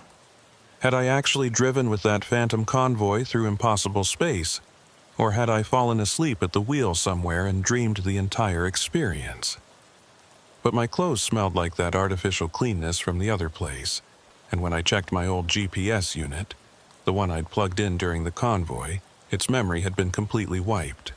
Not just erased, but corrupted at a hardware level, showing error codes the manufacturer probably didn't know existed. I stayed in that warehouse parking lot for the rest of the day, and all of that night, too shaken to continue driving, too afraid I'd somehow slip back onto that dark highway if I left the safety of normal space. Other trucks came and went, drivers moving through their routes with easy confidence, and I envied their certainty, their belief that roads only went where maps said they went. I knew different now, knew there were other routes running parallel to ours, roads that could reach out and pull you in if you weren't careful, if you weren't paying attention, if you happened to be in the wrong place at the wrong time. The next morning, I completed my delivery without incident, dropped my load at the designated site near the North Dakota border, and started the drive back to Billings. I took the interstate the entire way, stuck to I-94 and I-90, refused to use any secondary highways or shortcuts even when they would have saved time. Highway 19 appeared on the signs a few times, exit ramps offering access to that 2-lane state road, but I passed them by without slowing down. I'd never drive that route again, never take the risk that whatever had happened before might happen again. But 2 days after returning to Billings, while I was at home trying to sleep in my own bed, I heard something that made my blood run cold. It was the CB radio in my truck, still parked outside in the driveway, and it shouldn't have been on. I'd turned everything off before leaving the cab, had checked all the switches, had even disconnected the battery to prevent any drain. But I could hear it through my open window, that familiar hiss of static, and underneath the static, faint but distinct, voices. The voices from the convoy. Maintain formation. Next loop begins at 0300. New driver still hasn't returned. I ran outside in my bare feet, yanked open the driver's door, and stared at the CB unit. It was off. The power switch was in the off position.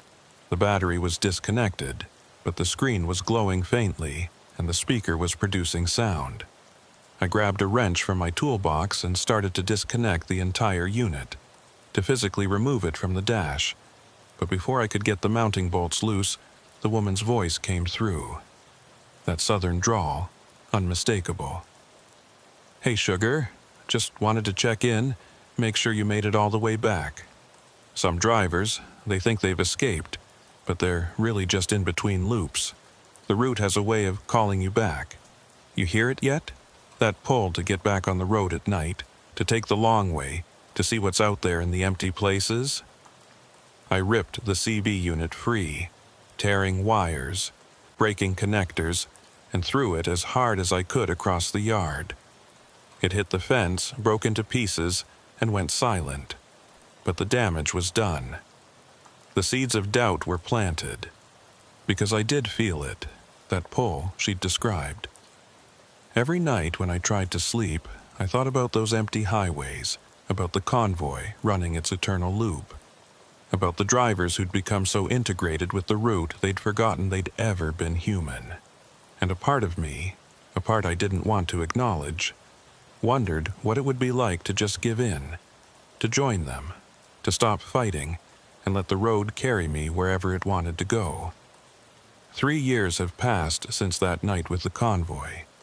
3 years of driving during daylight hours only, of avoiding Highway 19 and any other secondary routes that might connect to whatever network those impossible roads form. 3 years of checking and rechecking my equipment, of replacing GPS units that start showing routes that don't exist, of disconnecting CB radios the moment they begin picking up transmissions from drivers who shouldn't be there. 3 years of trying to convince myself that I'm safe, that I escaped completely, that the convoy can't reach me anymore. But I know it's a lie. I know they're still out there, still running their loops through spaces adjacent to our reality, still carrying whatever cargo the depot loads them with. And I know they're waiting for me to make a mistake, to let my guard down, to take one wrong turn on one dark night and find myself back on that dark highway with those hollow drivers and that pull toward the destinations I can't name. The evidence is everywhere once you know to look for it. Other drivers going missing, last reported on remote highways before vanishing completely. Trucks found abandoned with their engines still running, their logbooks showing impossible routes. CB chatter in the deep hours of the morning. Voices that overlap and echo, like they're speaking from very far away or very long ago. The road has teeth, the old-timers used to say, and I never understood what they meant until I felt those teeth close around me, until I struggled free and found myself marked by the experience. I tried to warn people at first, told other drivers about the convoy, about Highway 19, about the danger of accepting invitations to join up with trucks you don't recognize. Most ignored me, dismissed it as road fatigue or too much time alone. A few listened with the polite attention you give to someone who's clearly suffering from stress, nodding along before finding excuses to end the conversation. But one driver, an older man named Hank who'd been running these routes longer than I'd been alive, pulled me aside after I'd shared my story at a truck stop outside of Great Falls. "You're not crazy," he said quietly, glancing around to make sure nobody else was listening. "I've heard similar stories from other drivers over the years. Different details, different roads, but the same basic pattern. Something out there in the empty spaces, something that uses the highways as its hunting ground. Most folks who encounter it don't come back. The fact that you did, that you got away, that's remarkable. But it also means you're marked. They know you now, know your face, your voice, your rig, and they'll be patient. They've got all the time in the world." I asked him if he knew any way to protect myself, any method to keep from being pulled back onto those impossible routes. He shook his head slowly. "Only thing I can tell you is what an old driver told me 30 years ago. Stay in the light. Don't drive at night unless you absolutely have to. Don't trust your GPS if it shows routes you don't recognize. And most importantly, don't ever drive alone on secondary highways after midnight. That's when they're strongest, when the boundary between their roads and ours gets thin enough to cross." I've followed that advice as much as I can, but it's getting harder. The pull toward night driving gets stronger every month, like an itch I can't scratch, a hunger I can't satisfy. I find myself planning routes that would take me past Highway 19, thinking about what might happen if I just took that turn, just drove north one more time, just answered the call I feel building in my bones. It would be so easy, so simple. Just turn the wheel and let the road carry me back to the convoy, back to the eternal loop, back to a kind of certainty that exists nowhere else in this uncertain world. Last night, I had a dream. Or maybe it wasn't a dream. Maybe it was something else, some kind of transmission from that other space. I was driving north on Highway 19, following the same route as that first night, and ahead of me I saw the lights of the convoy. They were waiting for me at the exact same spot where I'd first encountered them, running in perfect formation, and as I got closer I could hear their voices on the CB. Not the mechanical unified voice from the depot, but their individual voices. The drivers I'd briefly known. The woman with her southern drawl, the lead driver with his authoritative tone, all of them calling to me, welcoming me back, telling me there was still a place for me in the formation. And the worst part, the part that terrifies me most, is that I wanted to join them.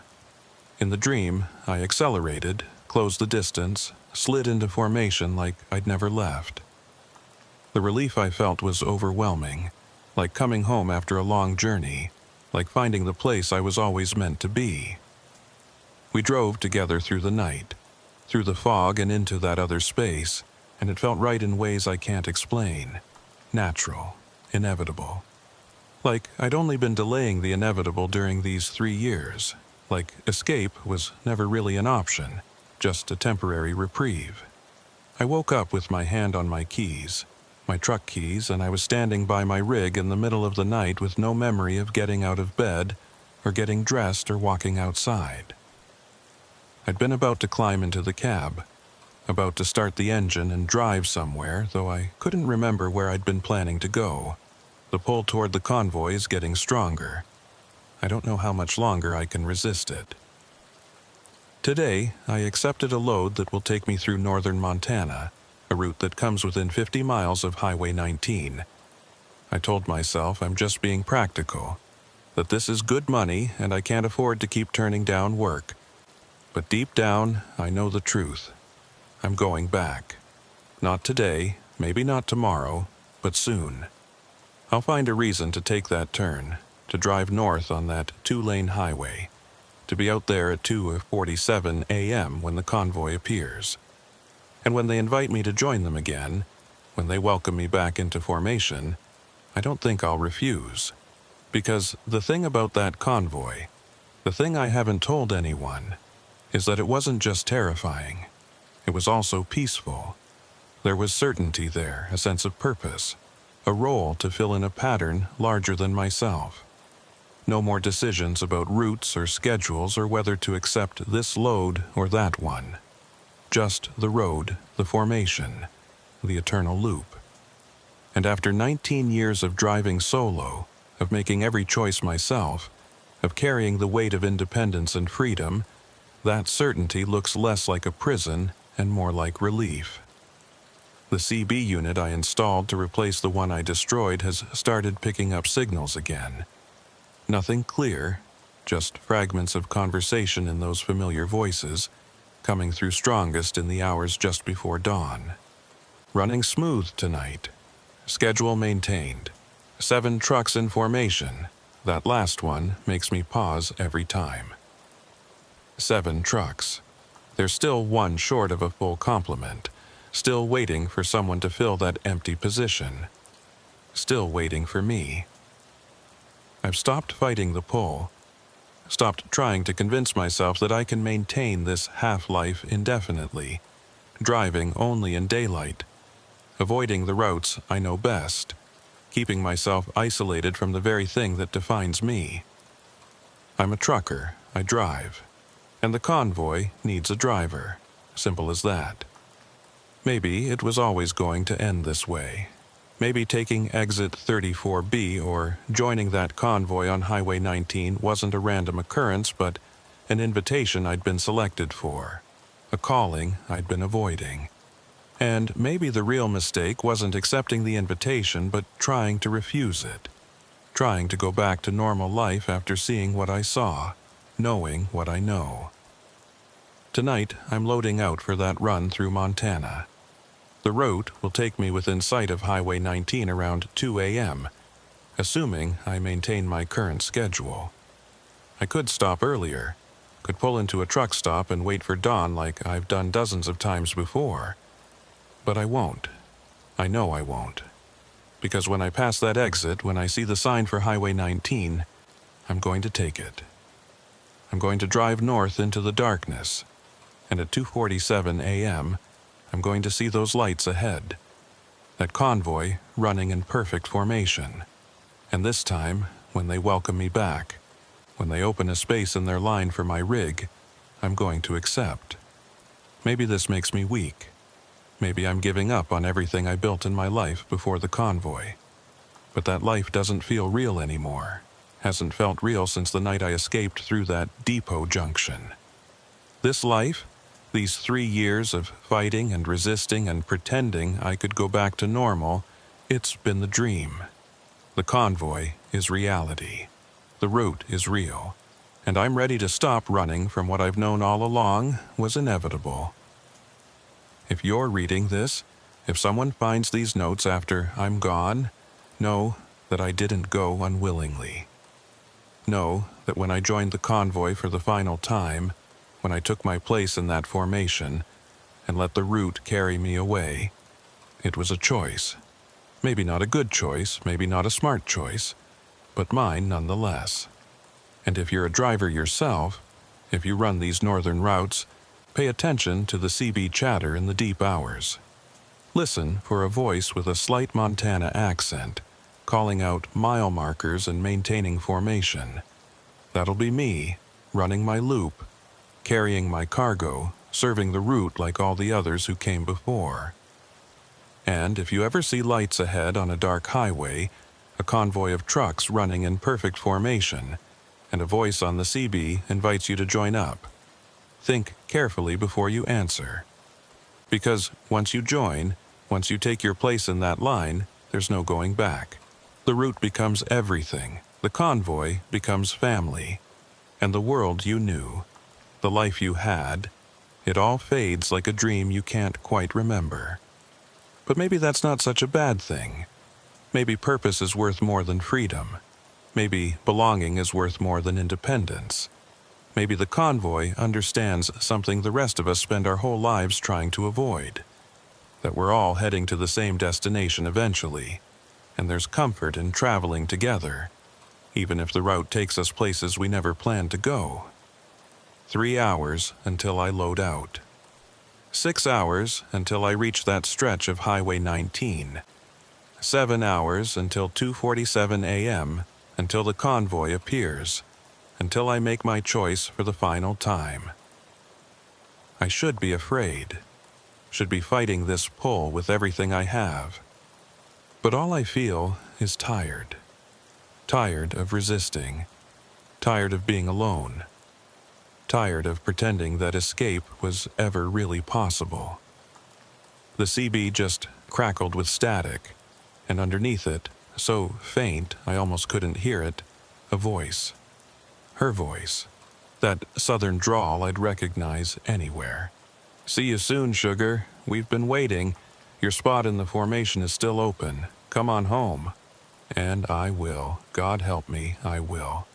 Because the convoy is calling, and this time I'm ready to answer. This time I'm going to drive north and never look back. This time I'm going to take my place in that eternal procession and let the route carry me wherever it goes, for as long as it takes until I forget there was ever anything else. Until the road is all I am and all I need to be. The convoy runs forever, and soon I'll be running with it. Forever.